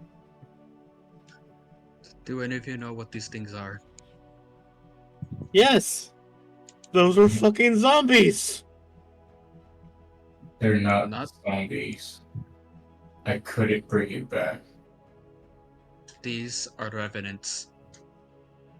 And the reason you couldn't resurrect it, Zio, is because their souls are so angry with vengeance that they just refuse to die or pass on. In fact, kind of kicking towards the body, they're going to be alive again within 24 hours. What?! Oh, that explains it. I will add this as well, because I realized I forgot to mention it. These bodies are basically destroyed. They will find a new course somewhere in Barovia and make their way back here. And there's a cemetery relatively nearby, so that should be pretty easy for them. Oh, that is... Like, above game, that is cool as fuck. In character, Kardec is immediately like, yeah, no! I don't want to be Pretty metal. anywhere near here! And like what some of us done the other day and took a deal with the dark with our vestiges. I felt mine trying to reach for these souls and it couldn't. So even the vengeance of a revenant is too strong for our vestiges. So these are very powerful spirits that we are dealing with. So let's quickly get what we need to get and make our way out. Antonius has a dumb thought. Oh, Want to hear it's a dumb thought? sure. You say that out loud to everybody. I think that was No. above game. This is an above game, Antonius thought. If the cemetery is nearby and I just let my tail just devour all of these bodies. Do not desecrate dead bodies, please. We already had to deal with that enough as it is. If we eat all the dead bodies, there's no bodies for these beings to try and take over. No Hey, offense, Will your but tail- does nothing Will to your full. tail even need that many people? Yeah, it's eventually gonna No. get full for the time being. However, another thing to keep in mind that you would know with your religious check, Raoul, if there aren't any bodies in the immediate area, they will look around the entirety of the country until they find a corpse. So that will at most buy you some time. Unless you plan to consume the entire populace of Barovia. that will be for moot. And also above game yelling, your tail is addicted to dream pastry, so it may not even want to eat flesh anymore. Yeah, Oh, frick, you're right. like, at this current point in its withdrawal state, it has to make a con save whenever it eats something that isn't a dream pastry. And it won't be effective if it fails. You Would will we look at know in-game how long that'll take? Until it succeeds on the withdrawal save. Which would Okay. be the next long rest, potentially. Yes. You just have to Ze- make your save. Zero will look at Antonius. No. You don't even know what I'm thinking.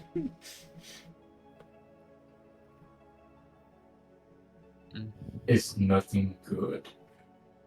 Like the explosion you caused. No.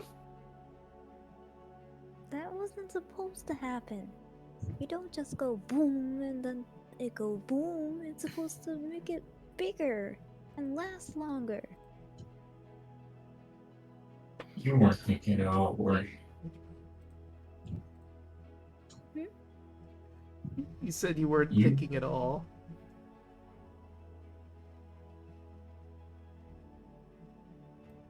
Wait, was my voice not able to be heard?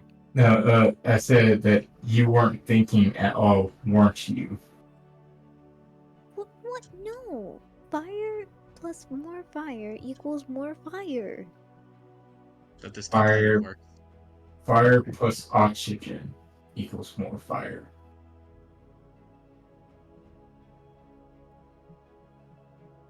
That fire thing should have survived with more flame.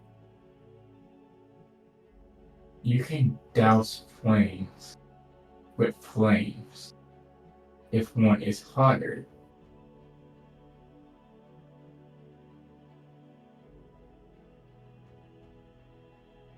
Anyway, it should Oh. not have. I'm gonna go ahead and change the subject. Should we keep going? Do you think these, whatever armor was left on these bodies, is worth collecting? Zio. Zio's gonna take a look at him. Honestly, after Bolt, so you all can of... assist with that.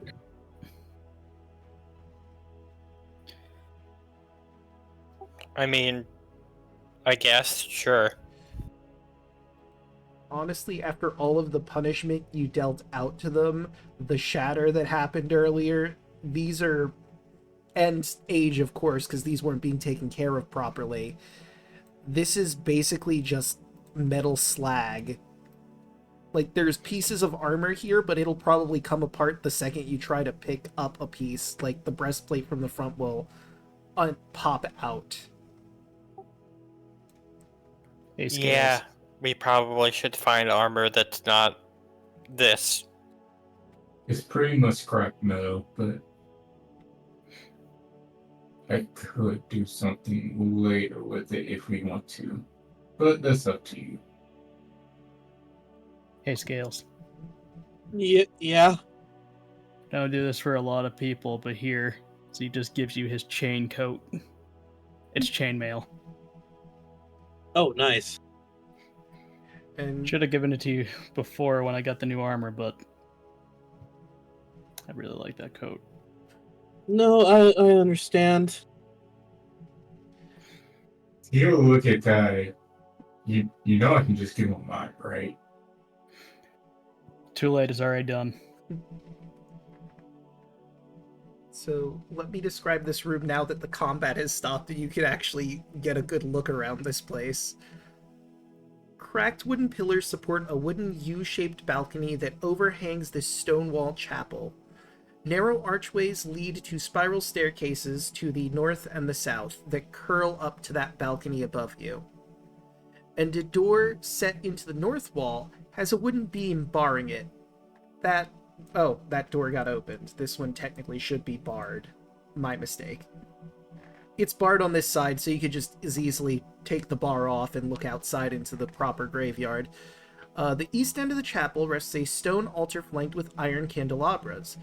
The altar is carved with a rising sun bas relief. Tall arching windows set with panels of stained glass decorate the walls behind the altar. One of the windows has unfortunately been shattered, covering the chapel floor with shards of colored glass. And a thick fog is basically just ambient in the room through the broken window. I will give anyone a free religion check to identify basically the religious iconography here. I'll say Zio has advantage, and so would Raoul. Fuck it. Above game, my Draco says it's just basic chainmail, right? Yeah. I gave it to myself, and now my AC is 16. Okay. That's a little more fitting for Natural someone 20. that should be like a hardy boy, basically. Yeah. Alright, so everyone who rolled above a 10, I'll give more information to anyone who rolled significantly higher, but obviously this is for the Morning Lord. They clearly worshipped him. There's a shattered window, but all of this sun iconography makes it clear that they're worshipping a sun god. Kai, you notice specifically that this is a dawn rising sun god because the windows are in the east, so the sun rises and comes directly through the window, giving anyone who's praying the most access to their sun god and the most power, theoretically. So this place is designed very specifically to be a place of power for a person who worshipped the sun in its heyday. Oh my gosh. Seems this is a place for people to worship the sun god at its best moments, which is dawn.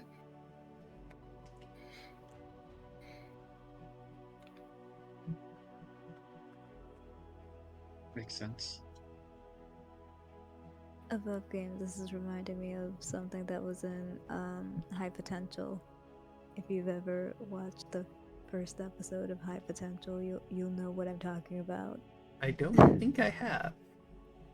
It's a brand new show. It's like so the idea is this person is very, very high IQ,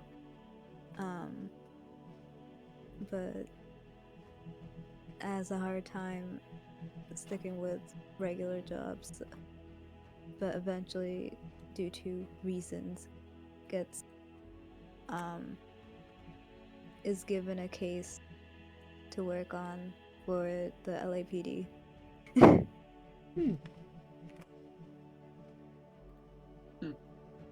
Oh, another thing I realized, because of your positioning pole, you see that there's like a tower over to the north. Hold on, let me zoom out so chat can see too.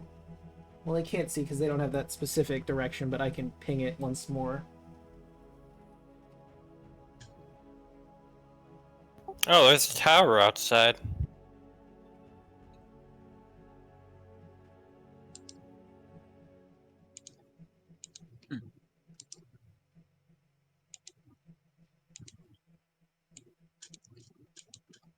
Go take a look. Alright. And like I said, the door is barred, but it's easy enough to unbar it once you get over there and open it.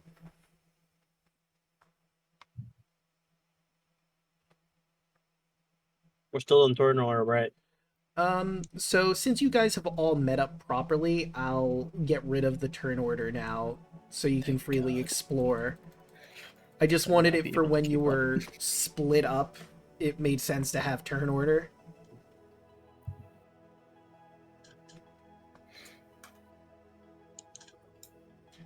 I would remove the bar. Alright. Tucked behind the mansion is a fog-shrouded cemetery enclosed by a 7-foot-tall fence of wrought iron. In the northeast corner, you see a mausoleum. As previously indicated, a tower mausoleum.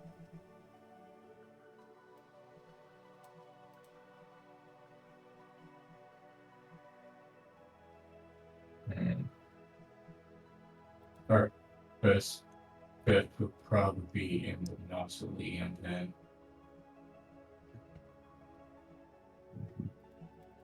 But potentially.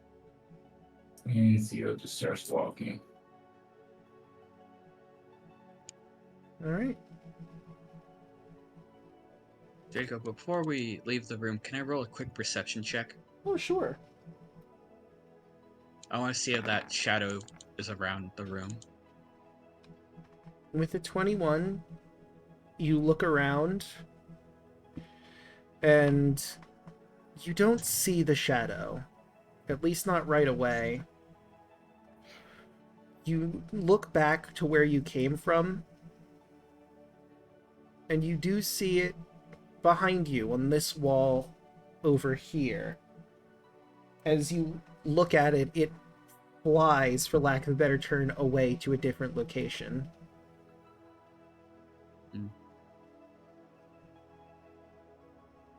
That thing is still watching us.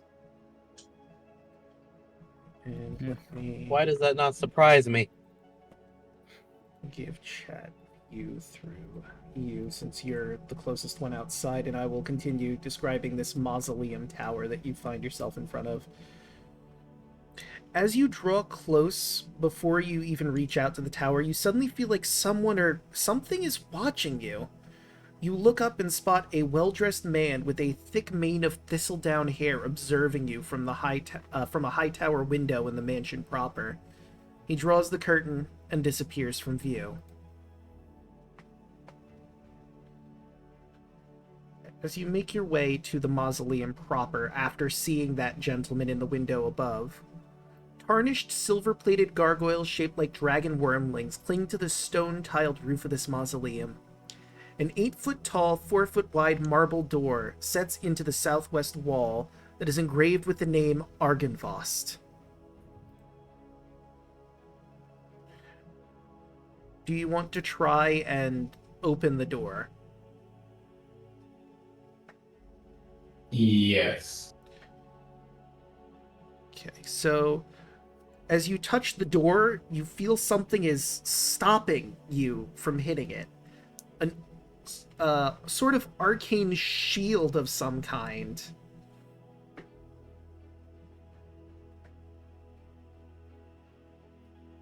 That just refuses to let you in.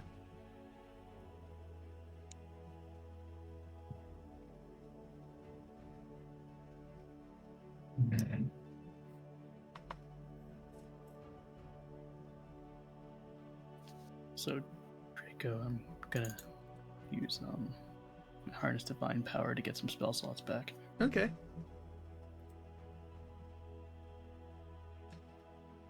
But yeah, Zio, try as you might, this door just will not even let you touch it.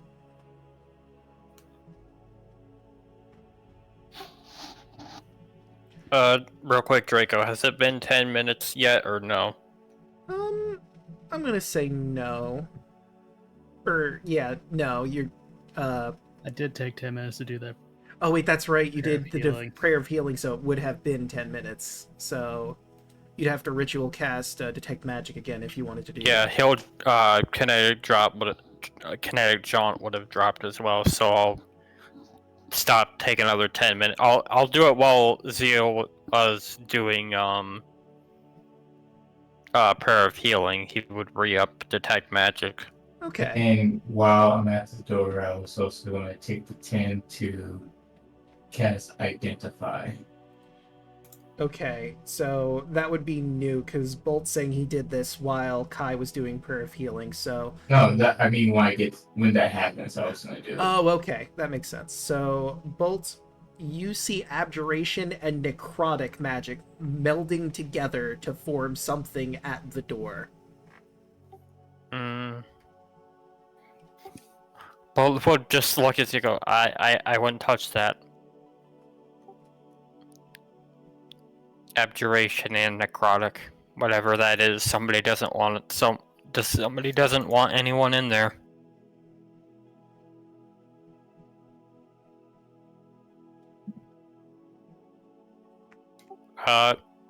Real quick, I'm looking at some of these graves in the cemetery. Are some of them open?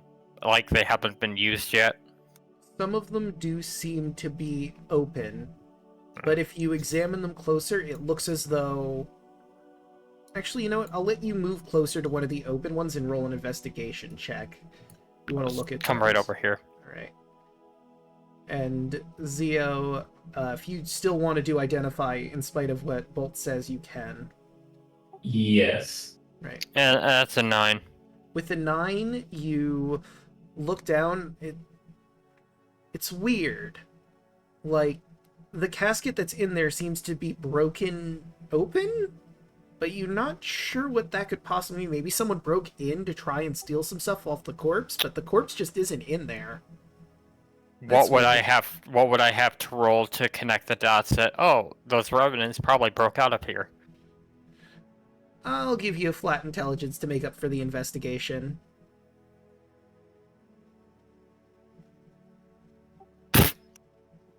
7. It's a mystery. Huh. Bolt's like, grave robbers. You're like thinking like complex theorems on who could possibly have taken the corpse out of here. Bolt would just look at Zio. And just point. No, Bolt would just walk up to Zio, point to the grave, and just say, "Grave robbers."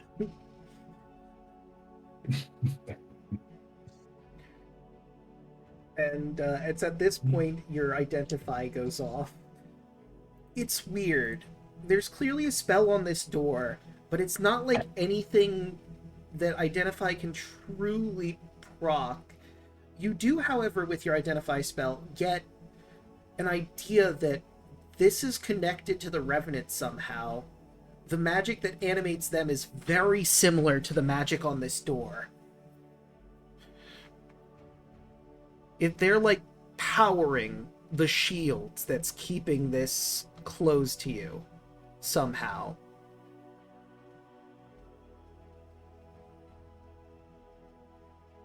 Hey,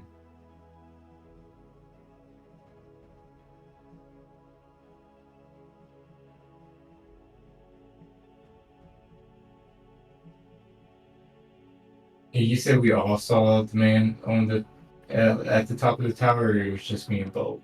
It was just you and Bolt, because you two were walking towards the tower and you looked up and saw him.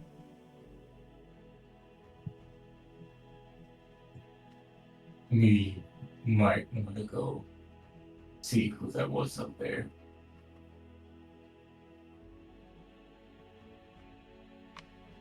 Who was up where? He points up to the tower. Up there. He was just watching.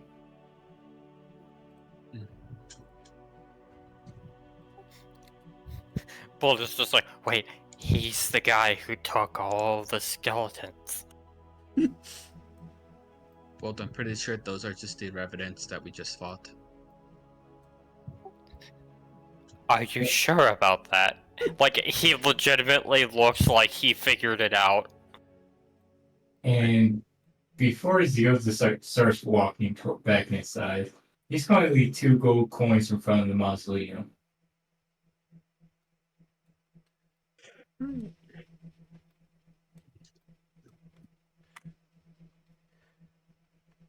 You feel content putting those coins down. As if As we're someone walking back inside out, Ari explains a Bolt the whole revenant thing again, for the sake of brevity. Can I roll another flat intelligence? Sure. Or Arcana? Yeah, I'll give you Arcana for that one. No. Clearly, grave robbers are involved. I'm clearly correct. The This, fence It's may fine to be have 7 opinions, even feet though it's tall. wrong. The man in the tower stole all the graves and he's hoarding them, and that's why he doesn't want us to go inside. This really does sound like a Scooby-Doo plot. Zio looks at Bolt. I think I might know who that is. As he points back towards the mausoleum.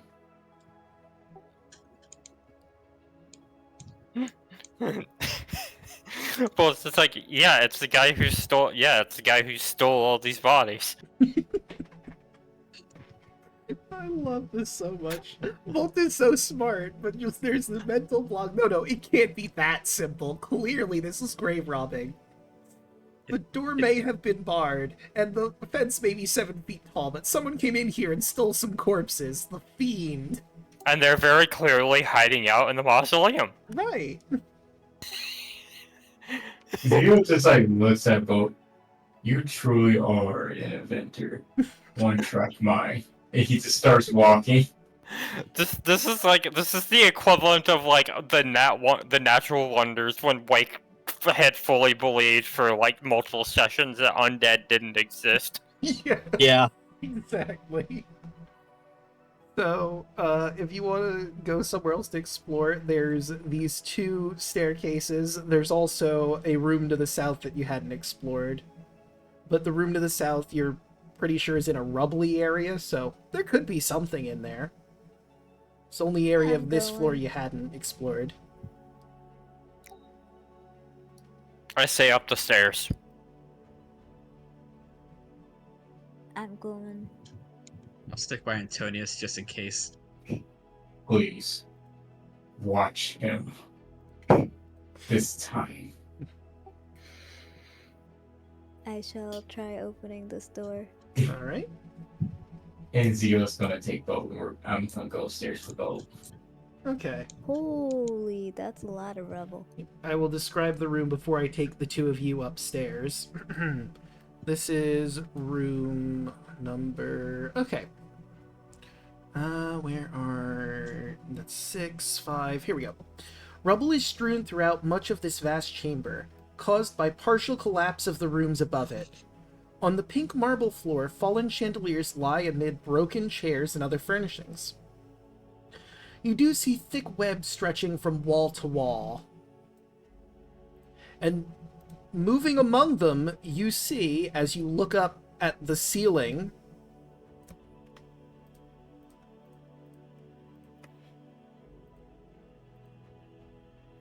oh, let me also move so chat can see, many spiders. Big ones. They're staring at you, but they haven't attacked yet. We don't need to look in there, Antonius. Also, for the fun of it, because I did add this. Oh my god. Oh, it's not playing for chat. Boo. I love it. Thank you. Thank you. Thank you. This is, Thank you. I want the music to just abruptly stop as I close the door. This is, by the way, what Karnak We're looks about like to do now. some string puzzles. Cool. We just need to make sure. There it goes. Now plead it's our... We just need to make sure that we plead our innocence, that we did not steal from their bakery. We just need to emphasize to these spiders, we did not do that. Someone else did it. We are innocent, and we will pacifist run this. That's why we close Man. the door and walk away. Man, good thing Kardak's not also afraid of spiders in this campaign. It is good. I was chuckling to myself when he said he's not afraid of spiders. Because I knew what was No, going because he was like, again, he was raised in a place where the arachnid folk were around him constantly. Of course, he would be afraid of spiders. Yeah, no, that makes sense. It's just like the undead is the thing that truly terrifies him. Also, living skeletons, because that is unnatural. Honestly, I could think this neck will probably talk to him about the horrors of popcorn. Yeah. Probably. You might think he's crazy for that, but he'd still probably tell about all of the horrible things with popcorn. No, see, here's the thing. Snack, like, he wouldn't believe Snack at first, but then his dad would cooperate everything Snack said, and he'd be mortified. I feel like Sindara would also be there just hearing all this information. She probably thinks it's funny. Yeah. Yeah. It teases her dad. With popcorn. Let's leave those spiders alone, Antonius. We don't need to trigger some weird spider date cutscene. I just imagine like when she was a little like inadvertently Sindara just like as like a birthday present for her dad just bought her like a keg of bought him like a keg of popcorn and he just had like a Vietnam flashback. And he just punched the shit out of it. No, die. Also, above game, you know why Spider Dance is perfect for that room, aside from the fact that the spiders are in there? The official name of the room in the module is the Spiders Ballroom. I shit Oh you my not. gosh. That's amazing. It is an actual ballroom filled with spiders. They knew what they were doing. You never get in my inners again. Okay, so let's They see. fully knew what they were Anyways, doing. I'm going up the stairs. If you scroll up, you should see your tokens in an upper level staircase. Yeah. And I will describe that room once you properly go into that balcony area. Let me grab that. That is number... Actually, wait, is that even in this grouping, or do I have to grab the next... I need to grab the next one. Okay. Let's go back. I see a chair. You do! Alright, so let's see. That's... I guess I could... it's fine. I'll do this first. The staircase one isn't important. It's a spiral staircase. You know how those work. This is room number... Here we go. This wooden balcony overhangs the mansion's chapel. An exquisitely carved wooden throne rests at the west end between two doors, and a narrow archway leads to spiral staircases going up and down. Again, one to the north, one to the south. Hanging from the high ceiling is an iron chandelier with candle holders shaped like tiny silver dragons. And of course, there's a doorway here, and a doorway here, if you wanted to explore more of the second floor. Was it on this floor that we saw the figure? No, he was further up.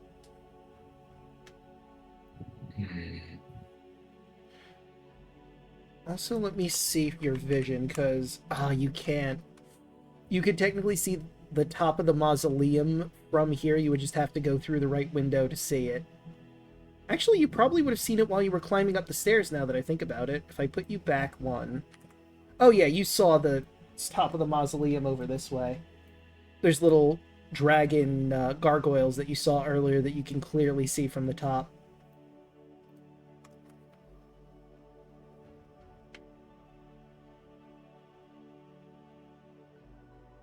What about the rest of you at the bottom floor? Do you all also start to make your way up top? Sure, why not? Right, so Yeah. Let's start with Kai. Move him to like here. Kardec.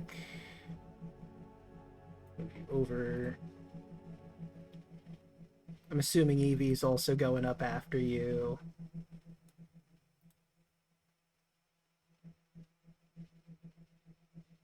And Raul and Antonius, I imagine you're also going to be heading upstairs. Yeah. Yeah, probably.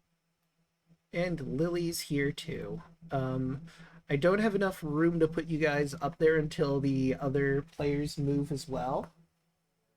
So I'll leave you on the bottom stair for the time being, just so we have more room. Unless you take the opposite staircase, which I suppose you could. There's nothing saying you couldn't. So, you know what, yeah, we'll just say you went to the southern staircase instead of the northern one, just because a lot of people on the northern staircase right now.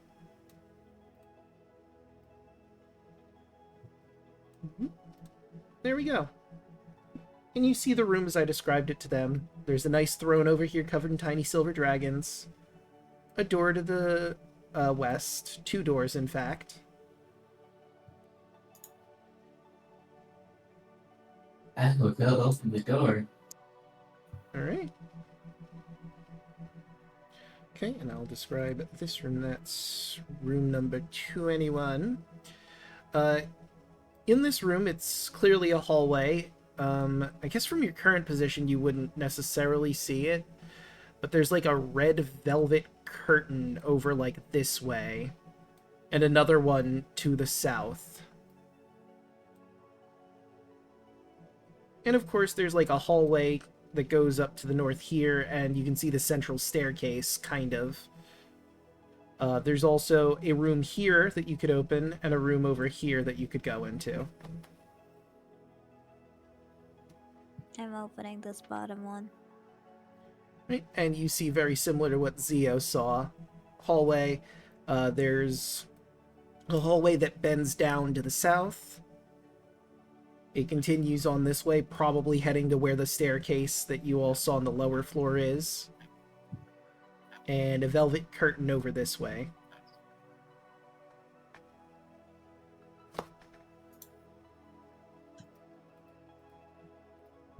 Can I move the curtain?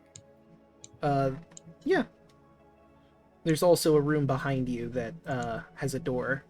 But you open the curtain. Let me grab that section. Red velvet curtain. What are the windows in the back of the...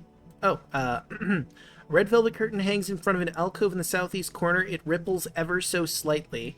As you pull that open, you see a black... one of the narrow windows in the back of the alcove has broken glass, so the wind was blowing through there, causing the curtain to move. You also see a black cloth covering something atop a white marble pedestal.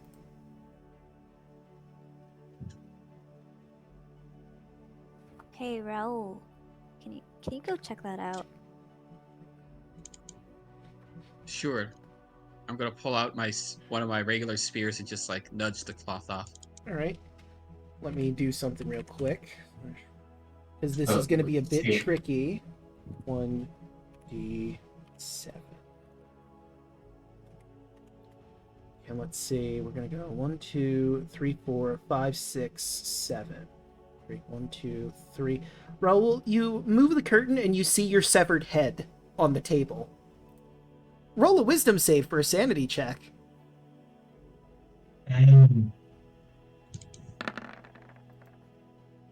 16? +2. Oh, +2. With a 16, Hey. this is a horrifying sight, but 18, you right? manage to rest yourself. This is clearly an illusion of some kind. Your head is on your shoulders. Your head is on your shoulders. And you recite that to yourself a few times. I still have my head, right, Antonius? Yeah? You all see his head on the table as well, everyone who's looking over here. Is like my head on the table talking as I'm talking? No, it looks like Okay. your dead severed head is on there. Ugh. But even though you fought off the insanity, there's still a part of you that thinks, is my head still on my shoulders? It's... I'm gonna if pat it. It is an illusion. It's a very strong one. Mm. It's too strong to be disbelieved. It almost feels real as you touch it. Can I investigate this further to try to figure what's going on here? I think that'd be... Bardet. Would it be Arcana? Kardec sees this, right? Yes. Everyone sees this. Everyone on that side of the room sees Raoul's head on that table. Okay, it's official. I fucking hate this place. Right. So there are places in which magic can sometimes accumulate into one spot if it is a place where an immense tragedy has happened. You get the impression that this illusion was created by the immense tragedy that happened here. The murdered dragon, the Knight's Orders completely destroyed, and any acts that Strahd soldiers may have done here has left some sort of evil imprint in this specific area to scare people. And you do smell an evil scent coming from this illusion to confirm that. I'll relay this information to the group as I put the curtain back over. And you notice as you're putting it back over, the illusion seems to be dispelled, because you see what appears to be marble after the cloth gets sufficiently on it. You can reason that this is probably like a marble bust of somebody that has been imbued with this evil illusion curse. Just one of the many horrors of Barovia. So much evil here. Just as a point of order, I would still have detect magic up. So if anything aside from the whole head thing is procking, let me know. Yeah, let me see. Near the one you're at, there is not magic near that one. I don't think there's... Yeah, not in that room. It's 30 feet, right? Yes. Alright, so let's... Okay. Let me check that room real quick.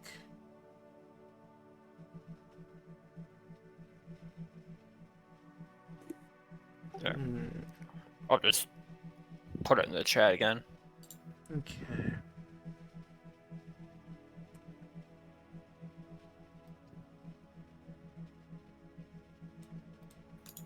Okay. I don't think anything would be proccing at this time after reviewing what I have here. Alright. Was this another window right here next to me, or is this a door? That is a curtain that you could toss aside to see. And there's a door behind you over this way to a room. Alright. You know what? Affet Bolt's gonna open the door. Alright. And I will describe this room. Rainwater seeps through the cracks in the ceiling and flows into a pool on a sagging wooden floor. The pool fills about half the room. Bare stone shelves line the wall. There doesn't seem to be anything of real value in here. If there was, it's probably been looted, and the floor does not look safe to step into this room. Close the door. And, I see Zio went all the way over to the other staircase, so let's see, that one is number 17. These stairs continue to...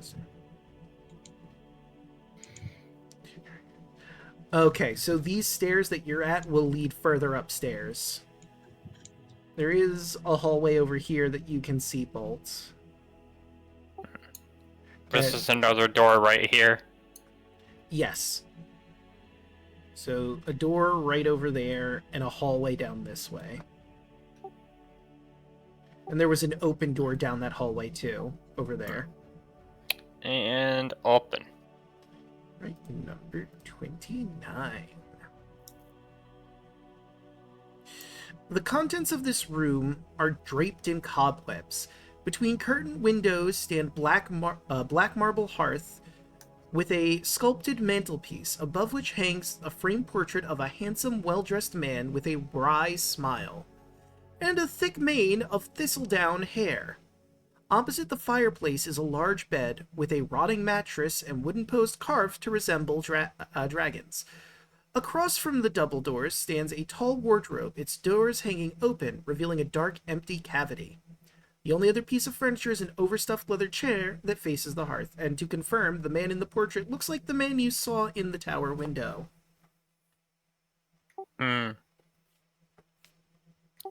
Hey, Zio. Yeah. So, there's a portrait in this room, and it looks exactly like the guy we saw.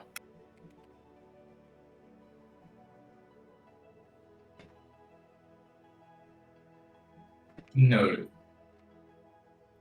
I'll just wander in here real quick just to get a much better look at the photo, since we never got an actual good look at the guy when he was in the window. Yeah. Zio's just going to continue up the stairs now. He's curious and he wants to talk.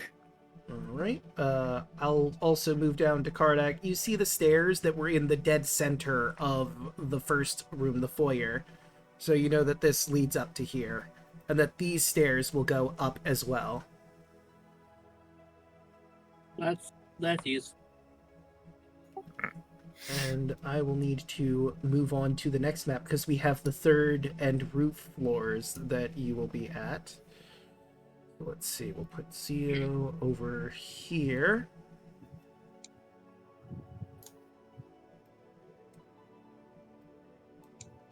And how are you guys doing over on the southern side? There's one more door right here. True. Yeah. There's one door here, and then you see a hallway with an open door that way if you wanted to investigate that. But what about? I thought you said there was something across from the curtain. Just gonna keep you in my Oh, aura, just in case. Well, like, the curtain you're in front of right over here, that just Yeah. has windows, and the head of Raoul that was covered up after. No, opposite side of that. Oh, this one over I here? think Yeah. right here. Yeah, there was nothing... Well, that's a Okay. room with a door over behind you. So you could look in Ah. there if you wanted to. I'll peek. Alright. So I'm gonna ask above game like much longer because I'm very tired. Oh, yeah. It is 1:30 in the morning. True. I For lost us track of East time, and we Coasters. didn't take a break. I'm sorry. I got really into it. No, that's okay. It just after the adrenaline of the battle came, like rushed off. I'm like, okay, I'm tired now. yeah. Hmm. I mean, we could end here, I suppose, if you'd like, and you can continue exploring next time. Sounds fine like a with that. good Yeah. idea. It's fine. There was maybe one thing I'd want you guys to see on the third floor, but, like, you might still want to explore some of this floor, so this seems like a good place to end. Oh, we gotta be thorough. Very true. Alright, so I guess we'll just start going around the horn. Chaka, where can people find you? Hello, I am Chocolate Zombie 101. You can find me on the social medias as Chocolate Zombie 101. I stream on Twitch. Occasionally, I'm currently doing a Platinum Trophy run of Astrobot, and also on Thursdays, myself, Draco, and Rural Hoshi stream Baldur's Gate 3 on our respective channels. Elsewhere, when I'm not here on Wednesdays doing Curse of Strahd, you can find me on Tuesdays, twitch.tv/twitchtheperson around 2 p.m. Eastern Time. We just had our final battle of the current story arc, and we're going to be going into the epilogue of sorts, so tune in for that. Every other Tuesday, you can find us over on Burnout Vaughn's channel for Face of Our Lives, where we play our Wild Beyond the Witchlight campaign. Myself, Draco, Hoshi, and Daluna are all over there.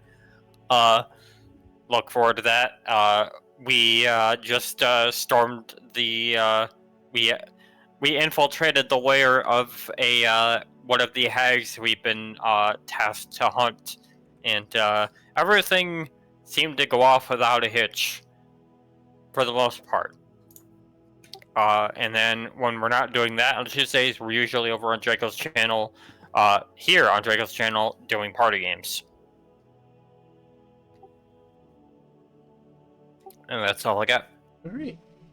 Who do you want to throw it to? No, we'll go down the line, Broaden. Hello. Tonight's session was fun. I got to crit so many times because I got a broken build, but other than that, I have nothing to plug. Next person down the line. I'll plug Draco stuff. Daluna, you go. Hello. I'm going to say that aside from in character being absolutely terrified, I love today's session. I'm going to apologize right now for the internet being shoddy. Like, there was a lot of times where I was talking and you guys couldn't hear me. Aw. That's not your fault though. Yeah. Like, but yeah, I had a lot of fun. It was actually like probably the most fun I've had playing Card X so far because I played him absolutely terrified, which is hilarious. Yeah. Also, he has a vest now. He's not like his dad who hates shirt. He's like, no, I need this. Need something to protect. I had an AC of 12. I need this. But yeah, we got, in terms of what I'm doing, you will find me, as Chaco mentioned, you'll find me on Tuesday in the afternoon for Power Ranger Cyber Strike. Like you said, we just had a Megazord battle. We got our, we beat the one of the Machine Empire guys. It was a lot of fun. I'm actually really excited about see what happens after this arc is over, and I honestly can't wait for Tuesday for that. Tuesday night, you will see me again here on Draco's channel for game night because it is our day off of D&D. And I have I've been mentioning it to the others here and all the other guys I'm a part of for a stream. But I have a secret project I've been working on for the last few weeks. And if everything goes well, I'll have the final component for it by the end of next Monday or Tuesday. So I will keep you guys posted for that. Aside from that, you can find me everywhere you would care to find me, except Twitter now on Daluna, at Daluna13, because I am off Twitter. I am free of the burden. Nice. It is honestly it's insane to me how much less stress I have now that I privatized my Twitter and just decided to delete the app off of my phone. But that's it for me. I'm gonna pass it down. Let Draco go last. I'm gonna go down to Hoshi. Hello, I'm Hoshi. You can find me here on Draco's channel on Wednesdays, and also on Thursday for Baldur's Gate 3. You can also find me on Burnon's Fallen channel every other Tuesday playing Phase of Our Lives. And Sindara is not happy at the moment after getting hit with Erupt Earth. What? In the head. She's not happy. Her cats might get hit. Who knows? As of right now, I'm trying to start something up or get something started, but see how that goes. But that is it for me. Dan, your turn. Hello. I am Thanatos, and you can find me here with Draco playing as Kai Vermilion, or with the Lost Knights every other Thursday or Friday. Not really sure when we're doing our next session, but I'm sure it'll be sometime next month after he gets back from his honeymoon. And that is it. Yelling. Am I the second to last? Mm-hmm. Hi, I go by Yelling at Me or Yelling at Me BT on most platforms. At Blue Sky, Twitch, YouTube, you name it, I'm probably on it. I do art streams and sponsored ZZZ streams on Twitch, and I'm going to eventually restoke my YouTube. Also, I recently got 100 followers on Blue Sky. Yay! Woohoo! And Draco, well, how should we say this? Oh, Draco, do you want to say this before or after you do your thing? I mean, we could do it before me. I realize now that we hadn't said it until this point, but, so me and Yelling are dating. Now you know. Yay! If any of you Official were announcement. shipping, there you go. But It was. I think that's kind of the funny thing is that we were poking at the entire session by going like, you knew what you signed up for.